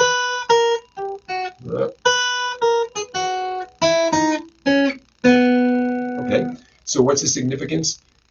You play this, you memorize it, and if you truly have it memorized, we're using the proper fingers, you can then shift it up and down the neck, choose any starting point on the 3rd skinny string, G string, use your index finger, and you can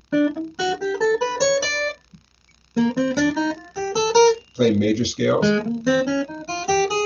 anywhere up and down the fretboard, as long as you start on the 3rd string and use your index finger on that note. Okay. Some of you heard every word I just said, but you really do better when you see it written out, and believe me, I get that. Plus, this is my Bob Ross moment where I feel like Bob Ross, like, I get my paints and my paintbrush, and I get to write something. Okay, so I'm going to write this 2 different ways. You know, we should all be practicing our scales, right? So this is as good an excuse as any for practicing our scales. Here's our 6 lines of tab, and I played 4, 6, 4, 5, 7, 4. What did Bob Ross say? You know, little mistakes make them into beautiful trees or something. Okay, 4, 6, 4, 5, 7, 4, 6, 7. All right, that's one way to describe what I just did, right? And I use my index, my ring, index, middle pinky, index, ring, pinky. See that right there? Extremely important that you use those fingers every single time, because that's how you get into muscle memory, and then you can move it up the neck to different starting places. Another way to present what just happened there is to write it vertically with dots, and here's how it would look. For many of us, and I'm definitely in this group, seeing it written out this way makes it a lot easier to memorize, because you take a little mental snapshot and life is good. Okay, see that right there? 4, 5, 6, and 7, right? I always say that if I had left big black fingerprints on my guitar, that's what my fingerprints would look like. 4, 6, 4, 5, 7, 4, 6, 7. All right. Those of you who have spent a lot of time looking at chord diagrams, this might be really in your comfort zone to see it written out this way. Okay. And again, just to state the obvious, the 4, 5, 6, 7 along the side there, those are the frets that you're on, right? Don't mistake this with the 1st fret just because it's at the top of the page. It's really the 4th fret. So You practice this ascending and descending, right? I just wrote it ascending, but you practice it both ways, okay? Down, up picking with your picking hand. You will never regret doing down, up, down, up, down, up, down, up. Okay, you'll never regret that. It's a skill you want to learn. And then you've got a closed position, major scale, meaning no open strings, and it's a pattern you can move up and down the neck. Life is good. Then you're the person zipping up and down the neck as if it's no big deal because, hey, it's your guitar. You paid for the whole thing. You might as well use it, right? Playing major scales up and down the neck.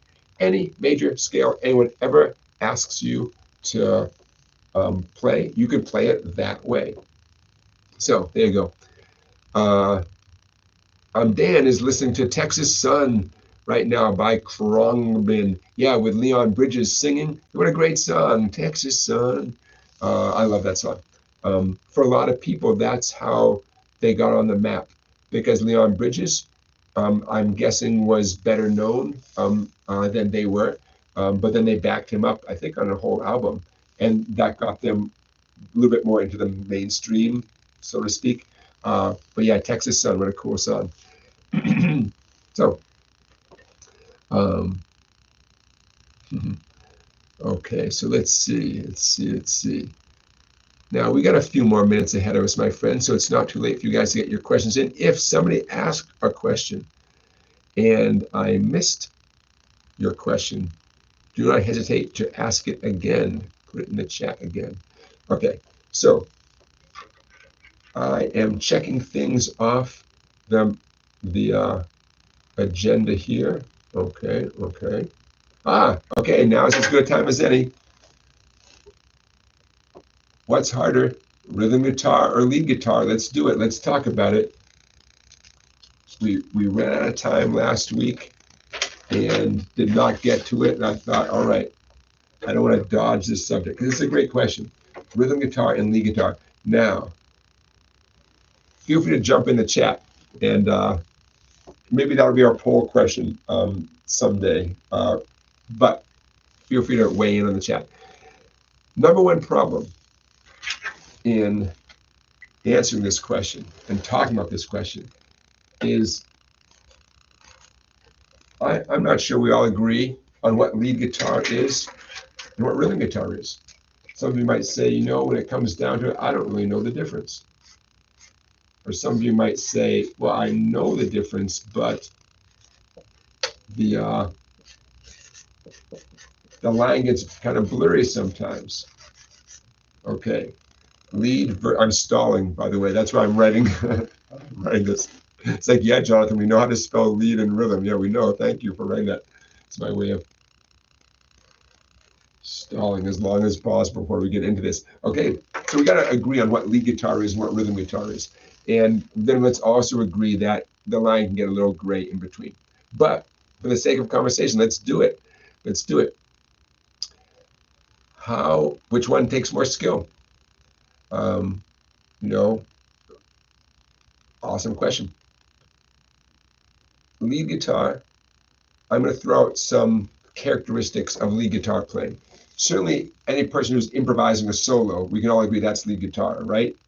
Someone gets to the front of the stage and they're making up an amazing solo. That's lead guitar. Could be rock and roll, could be jazz, could be anything. That's lead guitar, right? Improvising for sure is lead guitar. How about playing the catchy signature riff that identifies the song? How about the riff of from Layla, right?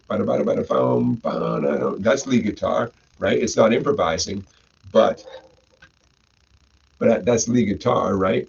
And so let's call that the signature riff. Very often, any song that has the guitar player playing a signature riff, very often it's that type of single note playing like Layla. Although, just to play devil's advocate, what about a song like Proud Mary? Proud Mary or Back in Black by AC/DC. These are songs with a chord strumming. That's the signature riff, right? Back in Black. Bam, bam out, bam out. Those are chords, my friends, right? And that's the signature riff right there. In fact, that riff continues. So I would say that intro to Back in Black, that actually is rhythm guitar. It's just that it's so distinctive and awesome that they made a great choice to start off the song with the rhythm guitar riff, you know, or maybe that was the intention all along. There was no, no vote on that. So just because a song has a distinctive intro with a great signature riff, it might not be something that's exclusive to the lead guitar player. It might be the rhythm guitar part. It might be chords. Yeah.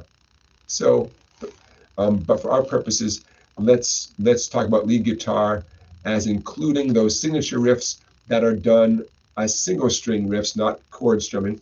And also, here's an important thing. The riff does not continue during the singing. So, for instance, if you picture Layla, who's got that great introduction, as soon as Eric Clapton starts singing, that riff stops, right? What do you do when you get lonely? That riff is no longer going. So that, I would say, that's definitely a characteristic of lead guitar, you know. Then again, when the chorus comes back around, Layla, you got me on my knees. Actually, the lead guitar riff comes back in. So, but it's, I still wouldn't say it's rhythm guitar. Here, let's talk about some characteristics of rhythm guitar. If you take away the rhythm guitar, you don't really have a song anymore. That's a characteristic of rhythm guitar, right? Bad Moon Rising. I mean, that's the song. You can't, someone's got to play that. Someone's got to do it, right? So rhythm guitar is an integral part of the song. The song may be 100% based on rhythm guitar. Lots of songs are, you know. So that's a characteristic of rhythm guitar. It's the heart of the song. It's the one thing you cannot take away from the song, you know.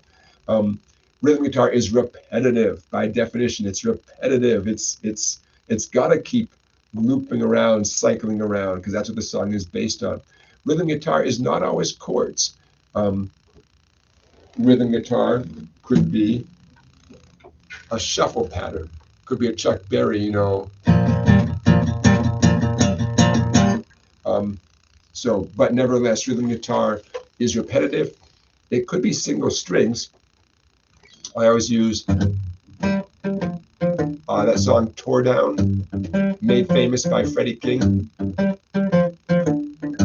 I'm just playing single strings. In fact, I'm doubling almost certainly what the bass player is doing. How about Green Onions?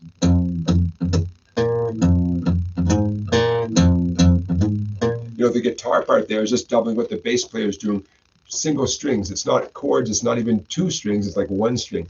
But it fits the definition of rhythm guitar, as in it is repetitive. You can't really take it away. Although if the bass player is doubling it, technically you could take that. You could take Steve Cropper out of Green Onions, and you would all know that it's Green Onions, you know. By the way, quick digression.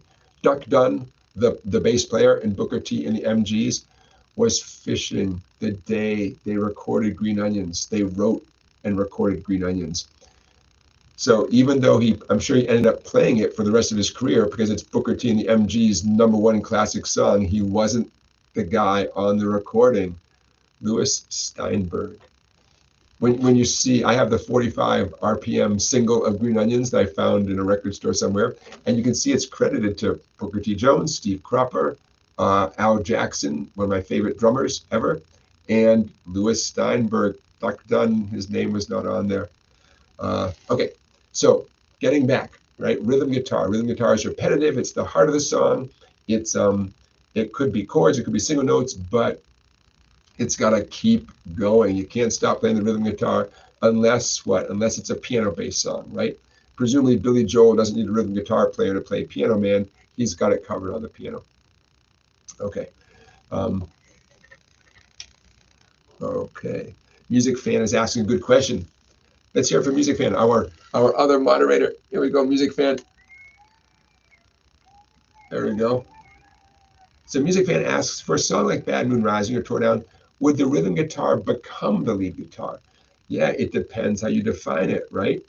I'm going to say no, but I'm making up these definitions, but bear with me.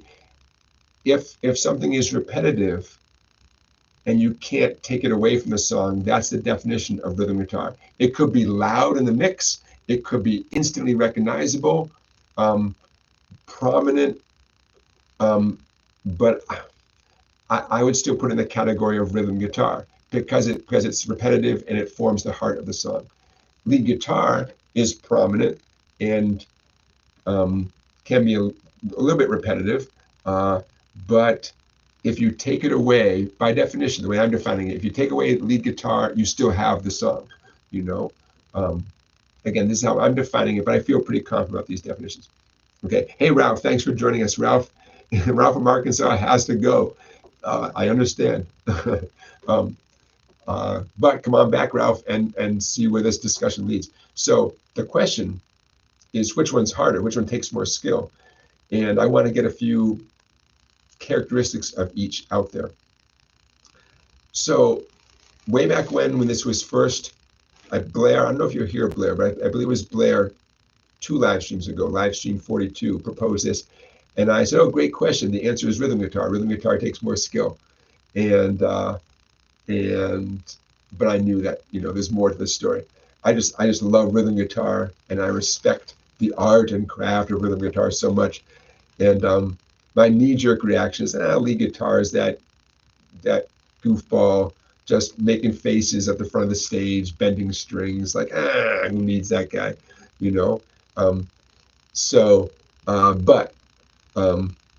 yeah, Ron D is giving me a good example. Rebel Rebel by David Bowie repeats the same riff, right? Yeah, so what is that? I mean, it kicks off the song, right? That's lead guitar. It's the signature riff of the song, but it keeps repeating over and over again. So to me, that's rhythm guitar. If you take that away, the song is profoundly different, So I would put that in the category of a rhythm guitar part that is prominent and distinctive like lead guitar. But I admit we're getting some muddy waters here, right? Muddy waters, Okay, so let's get back to the question. Which one takes more skill? Really, I jokingly said, rhythm guitar takes more skill. So which one does take more skill? If we go back to lead guitar as being someone who's improvising based on the chord change of the song, man, you gotta lead guitar. There's a lot of skills you really need to be even an average lead guitar player. You got to know your scales. You got to know at least a bit of music theory, if not a lot of music theory. You have to have the guts to take step up to the front of the stage or stand up or whatever the case might be, and everyone's looking at you and you're about to be the face of the band for that moment. That's a skill. Being courageous is a skill. Let's face it, you got to be kind of fast. As a lead guitar player, you may be improvising. You may be playing what someone else wrote as a lead guitar player, maybe a signature riff. Maybe you're playing a tune and the lead guitar part is so distinctive and memorable. Sultans of Swing by Mark Knopfler. If you're playing a cover band and you're playing Sultans of Swing and you're the lead guitar player, you better be playing a bunch of those same exact things that Mark Knopfler played. Nobody wants to hear my interpretation of Mark Knopfler's guitar playing. You want to nail a bunch of those riffs, So that's a challenge, Nobody wants to hear you flub those. Nobody wants to hear your interpretation. So a lot is riding on your shoulders if you're the lead guitar player, even if you're not even improvising, but you're trying to nail someone's tone, someone's riffs, the speed, all that stuff. Woo! You got to have some skills as a lead guitar player. In improvising, I mean, you have to be able to get up and say something in front of a crowd that is interesting, appropriate, passionate. You might not even have much time to do it. You might only have 12 measures to express yourself. You got to, a lot of skills involved. So quick recap, lead guitar player, you need to definitely know some music theory. You need to know a bunch of scales. You need to have the courage to stand up when everyone's looking at you. You need to be able to imitate. It's not the greatest word, but you need to be able to imitate or reflect what came before you. You know, if you're playing someone else's tune, you got to have that skill right there. You know, you got to have some knowledge of your equipment. You got to get the right tone, either because you're imitating someone or you just want to be heard in a nice way based on the context of your band. Got to know your equipment, right? How are you going to get a certain tone that's going to be an appropriate tone? A lot of skills. Got to be good at down-up picking as a lead guitar player, you know? And I'm probably forgetting some things, but right there, that's plenty, okay? How about a rhythm guitar player? Oh my God, rhythm guitar player, you're the heart of the song. And I say that as a recovering drummer. You know, rhythm guitar player, you are the song. Everything's on your shoulders. You can't fake the rhythm guitar part. You've got to nail it over and over and over again, you know, until the end of the song, from the beginning of the song to the end of the song.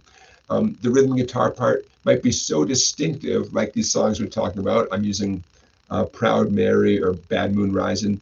Bad Moon Rising is probably a better example, where the rhythm guitar part is so distinctive. There's no margin for error, right? You got to be a good rhythm guitar player. You got to nail it, you know. Rhythm guitar player, you have to know music theory. Maybe less so than the lead guitar player, because you're not improvising. You're nailing the part. You know, if you're in a cover band, right? If you're in a band doing original material, that's when it is helpful to know some music theory. For instance, remember earlier in the live stream today, I talked about, you know, taking a D minor chord, moving up 2 frets, and that's an E minor chord. Okay, well, there's some music theory involved in that. So rhythm guitar, yeah, you got to know some music theory if you're coming up with your own rhythm guitar parts, for sure. You got to have a great sense of rhythm, man. You better be practicing with a metronome. You know, if you want to be a good rhythm guitar player, you got to have that skill. You can't always count on the drummer. You should be able to count on the drummer. But rhythm guitar, you certainly have to be aware of, you know, if the song is speeding up, slowing down, if your part is meshing perfectly with the rest of the rhythm section, you know, piano, bass, and drums. Rhythm guitar, you got to know your chords, man, all sorts of chords. Everything from easy E minor to bar chords up and down the neck. Even if you're not a jazz player, you still got to know some cool bluesy chords, some sevenths and ninths up and down the neck. Rhythm guitar player, you got to do stuff way beyond chords, like these good examples, Rebel Rebel. I mean, that's a riff. That's not even a chord, you know. If you're a rhythm guitar player, there's no end to the amount of chords you're going to have to learn. There's always a new chord. There's always a new approach. You might think, okay, I know my majors and minors. I know my bar chords. Yeah, but there's always new ways. I still sit with someone. I see them do something. I think, wait, what chord is that? And once they explain it to me, I realize, oh, okay, so it's a chord I knew, but you're only playing 3 notes of it. Okay, you know. Oh man, so you got to have some serious chord skills. Your picking ability. Ooh, you have that great aim. A lot of rhythm guitar parts only involve certain strings, like we talked about cocaine earlier in the lesson. Oh, you got to have some good picking skills as a rhythm guitar player. Rhythm guitar, you got to know the song. You got to know every chord change of the song. You know, lead guitar player, he's like, okay, I'm gonna solo with an A minor pentatonic. Got it. I'm good to go. I got my A minor pentatonic. When they point to me, I'm gonna solo with my A minor pentatonic. Rhythm guitar player doesn't have that luxury. You got to know the entire song, you know. So I don't know. You need a lot of skills to be a rhythm guitar player, you know. A lead guitar player could get away with playing pentatonic solos all night long. Rhythm guitar player, you might be doing a Chuck Berry style shuffle thing in one song, a Creedence Clearwater chord strumming thing in another song, you know, a blues like Tore Down, you know, rhythm guitar part in another song. You might be doing a song where the rhythm guitar part is so distinctive, like I said, there's no margin for interpretation or error. Oh man, you know, I don't know, tough one. So where do we stand, folks? Which one takes more skill? Lead guitar, rhythm guitar, which one?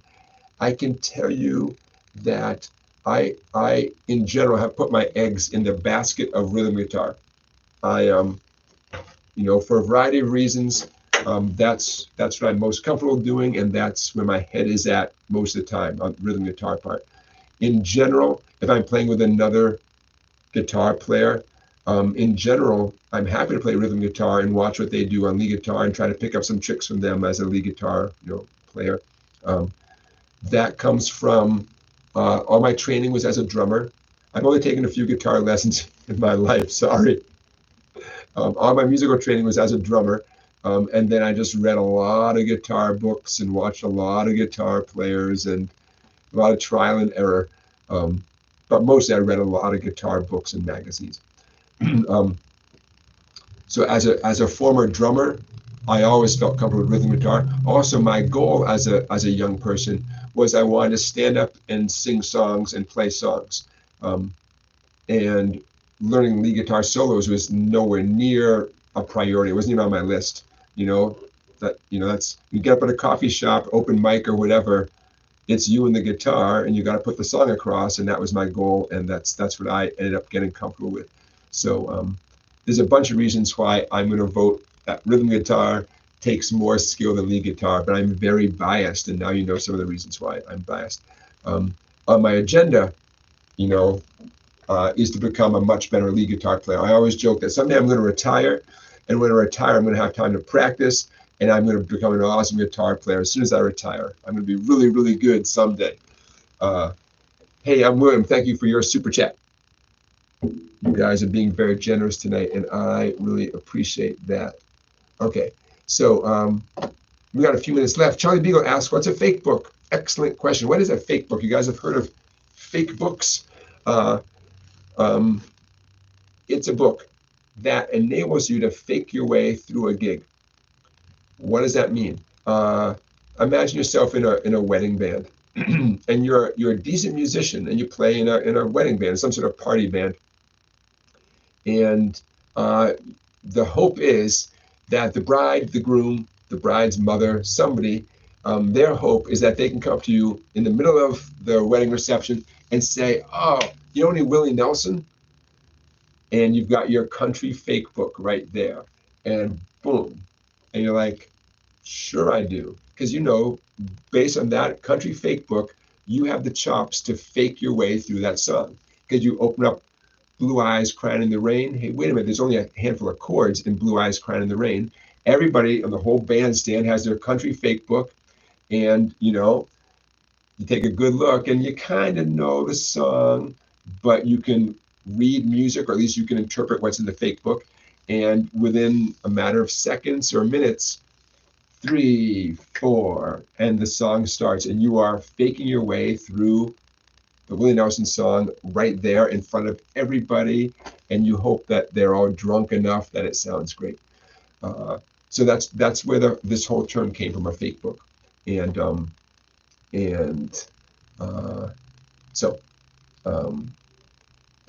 I'm sure over time there's all sorts of fake books. Every style of music you have heard of, every popular style of music, there's a fake book. I'm sure there's a wedding fake book for like the top 100 songs you're likely to get asked to play at a wedding in 2024. Yeah, there's a wedding fake book. I'm sure there is. So now Blair, yes, I'm just Blair. You read my mind because I have a story to tell about the real book. Okay, so you guys good at what a fake book is? It does require you to be pretty comfortable reading music out of a book. Don't let me stop you from getting yourself a fake book of any style of music from Amazon. I'm sure there's a Beatles fake book, you name it. Fake books do not claim to be exactly like the recorded version, but they help you fake your way through the song. So the mother of the bride tips the band, and life is good. So if you are not comfortable without having a video to help you, then a fake book might not be the right thing for you. Then again, if you're at a certain point in your progress and you want to check it out. Yeah, you can get it from Amazon. You can always return it if it makes no sense. But very often they're thematic. Okay, now the real book. Blair, I'm glad you asked about the real book. Okay, so the real book is a famous book. It's an actual specific book that I forget when it was published. I mean, I got a copy in the 80s, but I'm sure it was around in the 70s. Okay, it was for jazz players to fake their way through a gig, but it wasn't faking it. It was very concise versions of famous jazz tunes, so that jazz players could get together with their real books and play through the tunes. They'd have the chord changes, the basic melody. It might only be half a page, and then they would all have the same book. They'd literally, you could say, be on the same page, and they could play through the tune and then improvise on top of the tune. And it made it super convenient for, pretty decently talented, trained jazz musicians to play a jazz gig, because everyone would have the same book, and the idea was the book was pretty true to the recorded version, and you weren't really faking it. I mean, it really was. It was good enough that musicians became to really rely on that. I've been in situations where someone would say to me, "Oh, hey, you're interested in doing this party? It's just a real book gig." And musicians call it that. It's a real book gig. Everyone brings their real book, and you make your way through the tunes. Joseph, good night. Thank you for being here. So what's my story? Okay, so when I was 16, I had not started playing the guitar yet. I did a summer program at the Berklee College of Music, Boston, Massachusetts, famous school. Boston, Massachusetts, famous school.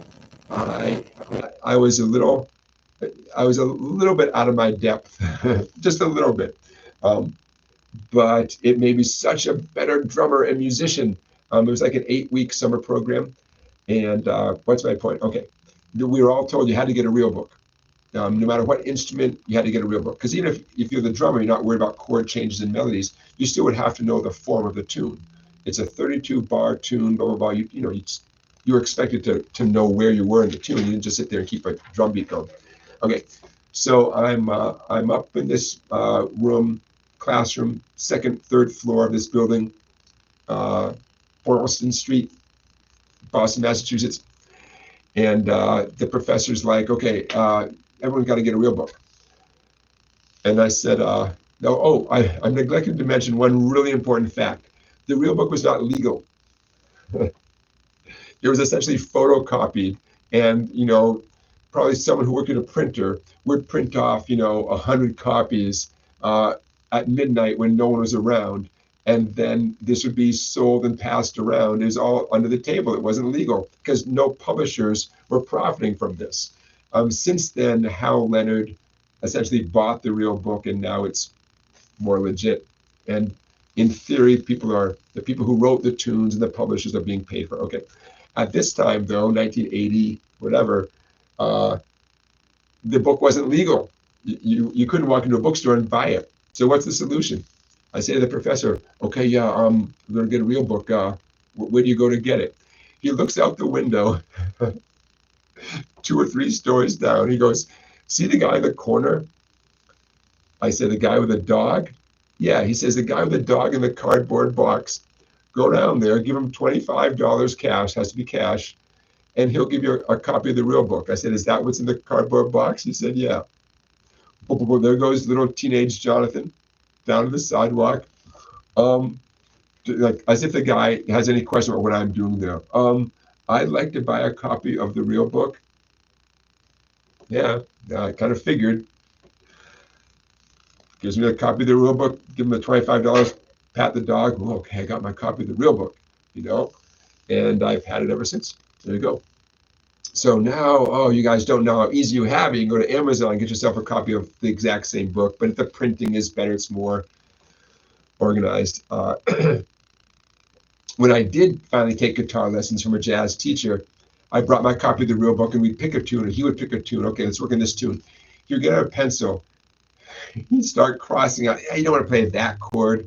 He would substitute more hip chords, cooler chords. Play that. Don't play that one. And I would sit there and think, "Geez, man, he's changing like half the chords in the song, And one time he looks at me, he goes, "You know a drummer wrote this book, don't you?" What? I don't know. What do I know? But yeah, he was he was a pro jazz player. He still is around Connecticut. Um, and he had his way of doing things, which I'm sure were much cooler than what was written in the book. The book was like a starting point. Anyways, there you go. There's my there's my real book story. So yeah, and the whole name came from the fact that I guess jazz players didn't want to be known as faking anything. They want to play the real tune. And someone got the idea to like write dozens and dozens and dozens of songs out with the right melodies, the right chord changes. And they call it the real book because it was an alternative to a fake book. Okay, there you go. Charlie wants to know, do I still have that book when I showed you sometime? Yes, although the pages are kind of falling out, but yes, I'll show you my real book. $25, a lot of money back then, $25. Oh, so the punchline, you thought that was the punchline? Nay. The punchline, there I am all summer long, the Berklee College of Music. Every morning I get on the bus from my little suburban bus into the city, do my Berklee College of Music classes, take the bus back home. But I would wander through all the music stores around Berklee College of Music. It's so many music stores there.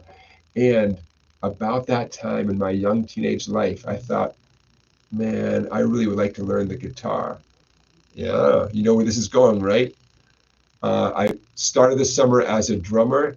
By the end of the summer, I found, such a cool guitar. I really wanted a semi-hollow body guitar, what some of you might call a BB King guitar, you know, with the two F holes. Oh, Daddy's Junky Music.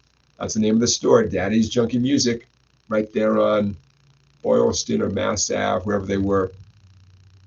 There it was. I walked in, hanging way up high, a Guild Starfire 3 from 1963. I asked the salesperson, could I see that guitar up there? It was, I mean, it's just like, that's the exact look. That was it right there. He gets it down. What are the chances that it was affordable? Well, let me tell you, because the original owner had modified it so much, replaced so many parts, had almost certainly sanded the finish off the neck. Although whoever had it before me played it a lot, so that was part of the reason why it had no finish on the back of the neck. The price, are you ready? Are you sitting down? The price was $250. I had $250. That did not stop me from offering them $225 because my daddy didn't raise no fools. You don't pay the asking price. But before I did that, because I knew nothing about guitars, my big brother had a friend, and I contacted him. I said, hey, would you come into Boston and check out this guitar? I think I want to buy it, but I don't know if it's a good guitar. It's only $250. So he came in. We sat in the music store, and he came in, and he strummed the guitar. He strummed the guitar, and he played the guitar. He was a good guitar player. He knew Stairway to Heaven. That's how I knew he was a good guitar player. And finally he said, if you don't buy this guitar, I'm going to buy it. I said, nope. March up to the register, offered them my $225, and they took it. And I still have that guitar, and that's the guitar you see that I'm holding in the thumbnail picture for this live stream. That's me holding my red Guild Starfire guitar. Thank you for letting me tell this story again. And so I come home, and you know what? To this day, I still remember what it was like bringing it home. I couldn't believe I was allowed to just get this important thing. It was kind of like the feeling when your child is born and you leave the hospital with this beautiful new thing, and you're like, I get to just take this home. Like, is everyone okay with this? Well, as a teenager, that was my version of that feeling. I thought, I can't believe, like, I've got this thing. It was like, it felt very significant and very important, and I couldn't quite put into words how amazing it felt. The case smelled kind of old, you know. Whoever had it before me must have been the original owner, because I got it in '85. It was made in '63, and it looked like it clearly had 22 years of wear and tear on it. And I would love to find that original owner, although you know what?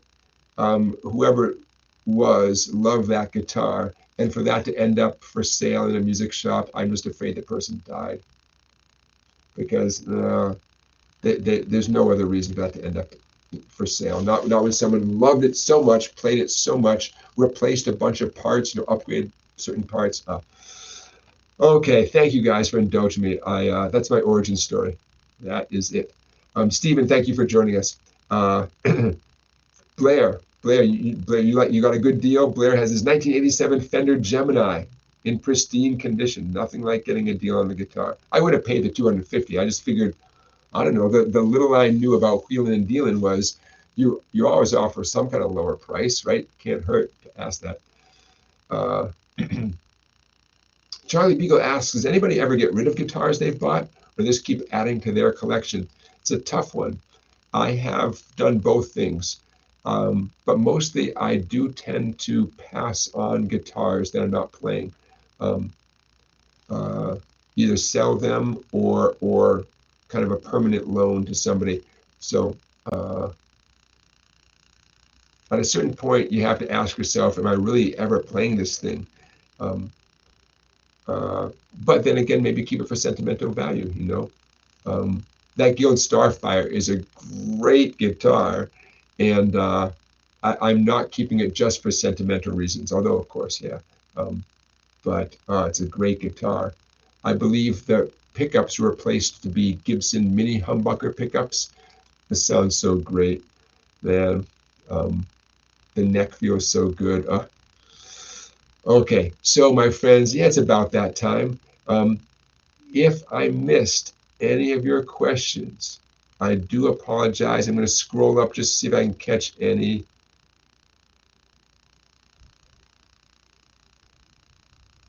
Scott, there's your question. I knew there was one more. Scott asked a question. Scott says, I love adding a seventh with my pinky after a series of A chords. How do I do that with a fifth fret A? Love it. Love it. I could answer questions like this all night long. Okay, so Scott, for the record, and this is the kind of thing, oh, look at that sunshine. Oh, we've had so much gray and rainy weather here in Connecticut. Loving that sun right there. Scott, I am guessing that you are talking about an A major chord with any combination of fingers. I'm going to guess that you're using 3 individual fingers for your A major chord, and then you're adding your pinky on the first string, 3rd fret. And I'll put this in the description of the video. And there's your A7. What was an A major is now an A7, also known as A dominant 7. And your question was, okay, how do you do it with the other A? And I'm going to put this back up here, and I will show you. Okay. On the big board. There we go.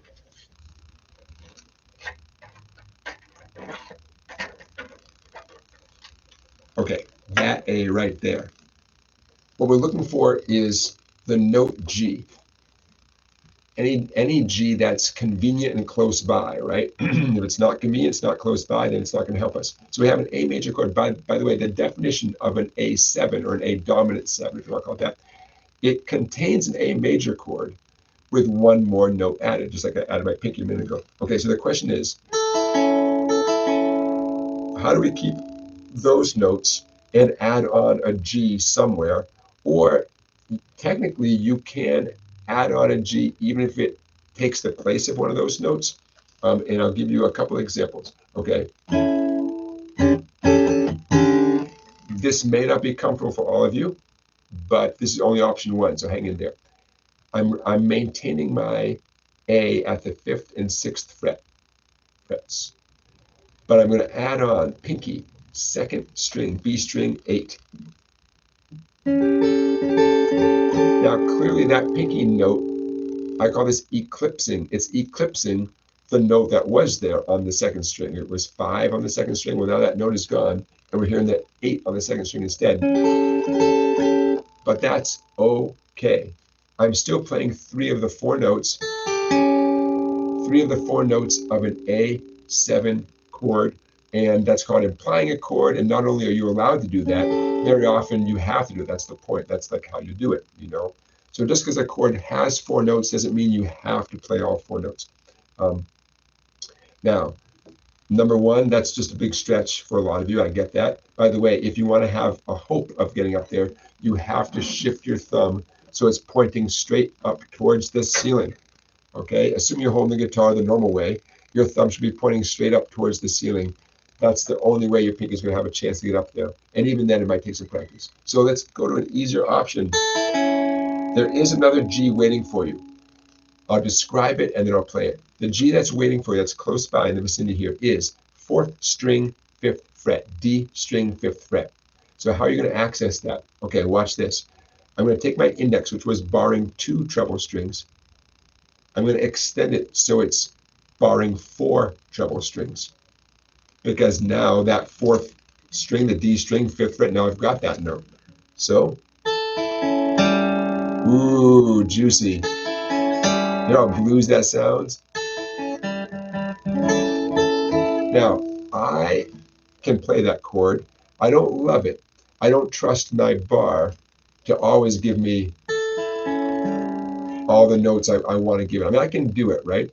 Very often what I'll do instead, I'll just forego the skinny string altogether. No skinny string whatsoever. I'm not going to fret it. I'm not going to strum it. What that leaves me with is a note, a chord I'm a million times more comfortable with. It's an A7 chord that feels like a D. D is in delta. But here it comes. Middle finger, 2nd string, 5th fret. Got to be your middle finger. Ring finger, 3rd string, 6th fret. Index finger, 4th string, 5th fret. 5, 6, 5. I always joke that that's the Mission Impossible sound. Sort of. It kind of reminds you of the melody of the Mission Impossible theme song. Okay. If you're doing it right, it should remind you of a D major chord, except in a totally different place in the guitar, but the same finger relationships. So that's an A7. It's 3 of the 4 notes of an A7. Interestingly, none of the notes I'm touching are named A. That's okay. You don't have to play the note A during an A7 chord. What? I know. Guess what? You don't have to. Now, conveniently, we have the open A 5th string. So in this one particular moment, yes, you can get your A right there. And that's great. Although this chord can be, moved all up and down the fretboard to get 7th chords, and you're not always going to be able to include that open A string. But at this moment, you can.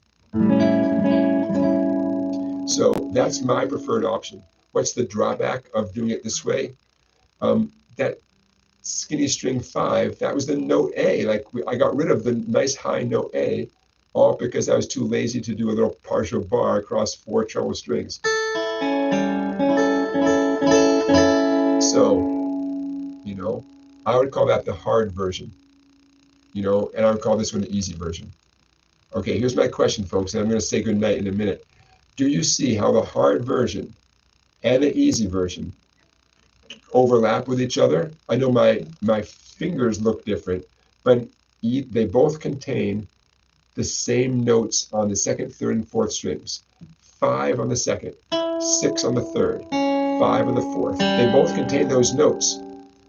It's just how your fingers are squeezing those notes. And the hard version includes the 1st skinny string E at 5 as well. And of course, in that case, you can still include the open 5th string. You can take that grip and slide it up and down the neck of the guitar, but probably you're not going to include the open 5th string. It could be harmonious with some of the other 7th chords. Okay, I hope that answers your question. All right, you guys, I am going to say goodnight.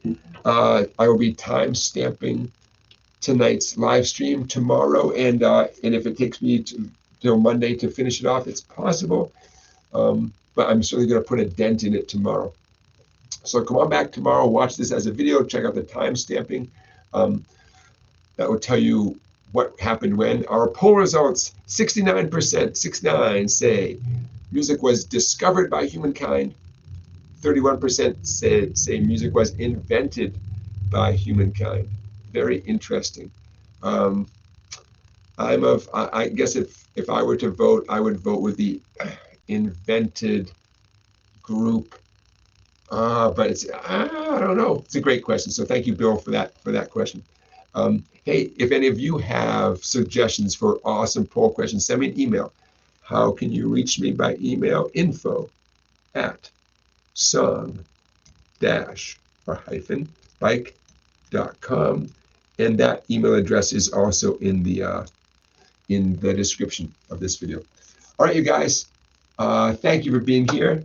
32 of you. I'm going to say 32 good nights to people such as Randy, Christian, Scott, Thunder Ace, Charlie, Blair, Stephen, Joseph, and the rest of you. Thank you for being here. I'll see you next Saturday, the 27th of April. Be good to yourselves. Play some guitar. Have a great week. And I'll see you next Saturday. And we'll do this all again. If you think of questions during the week, send me an email or just write them down, think of them, and we'll have some fun next week. All right, you guys, take care.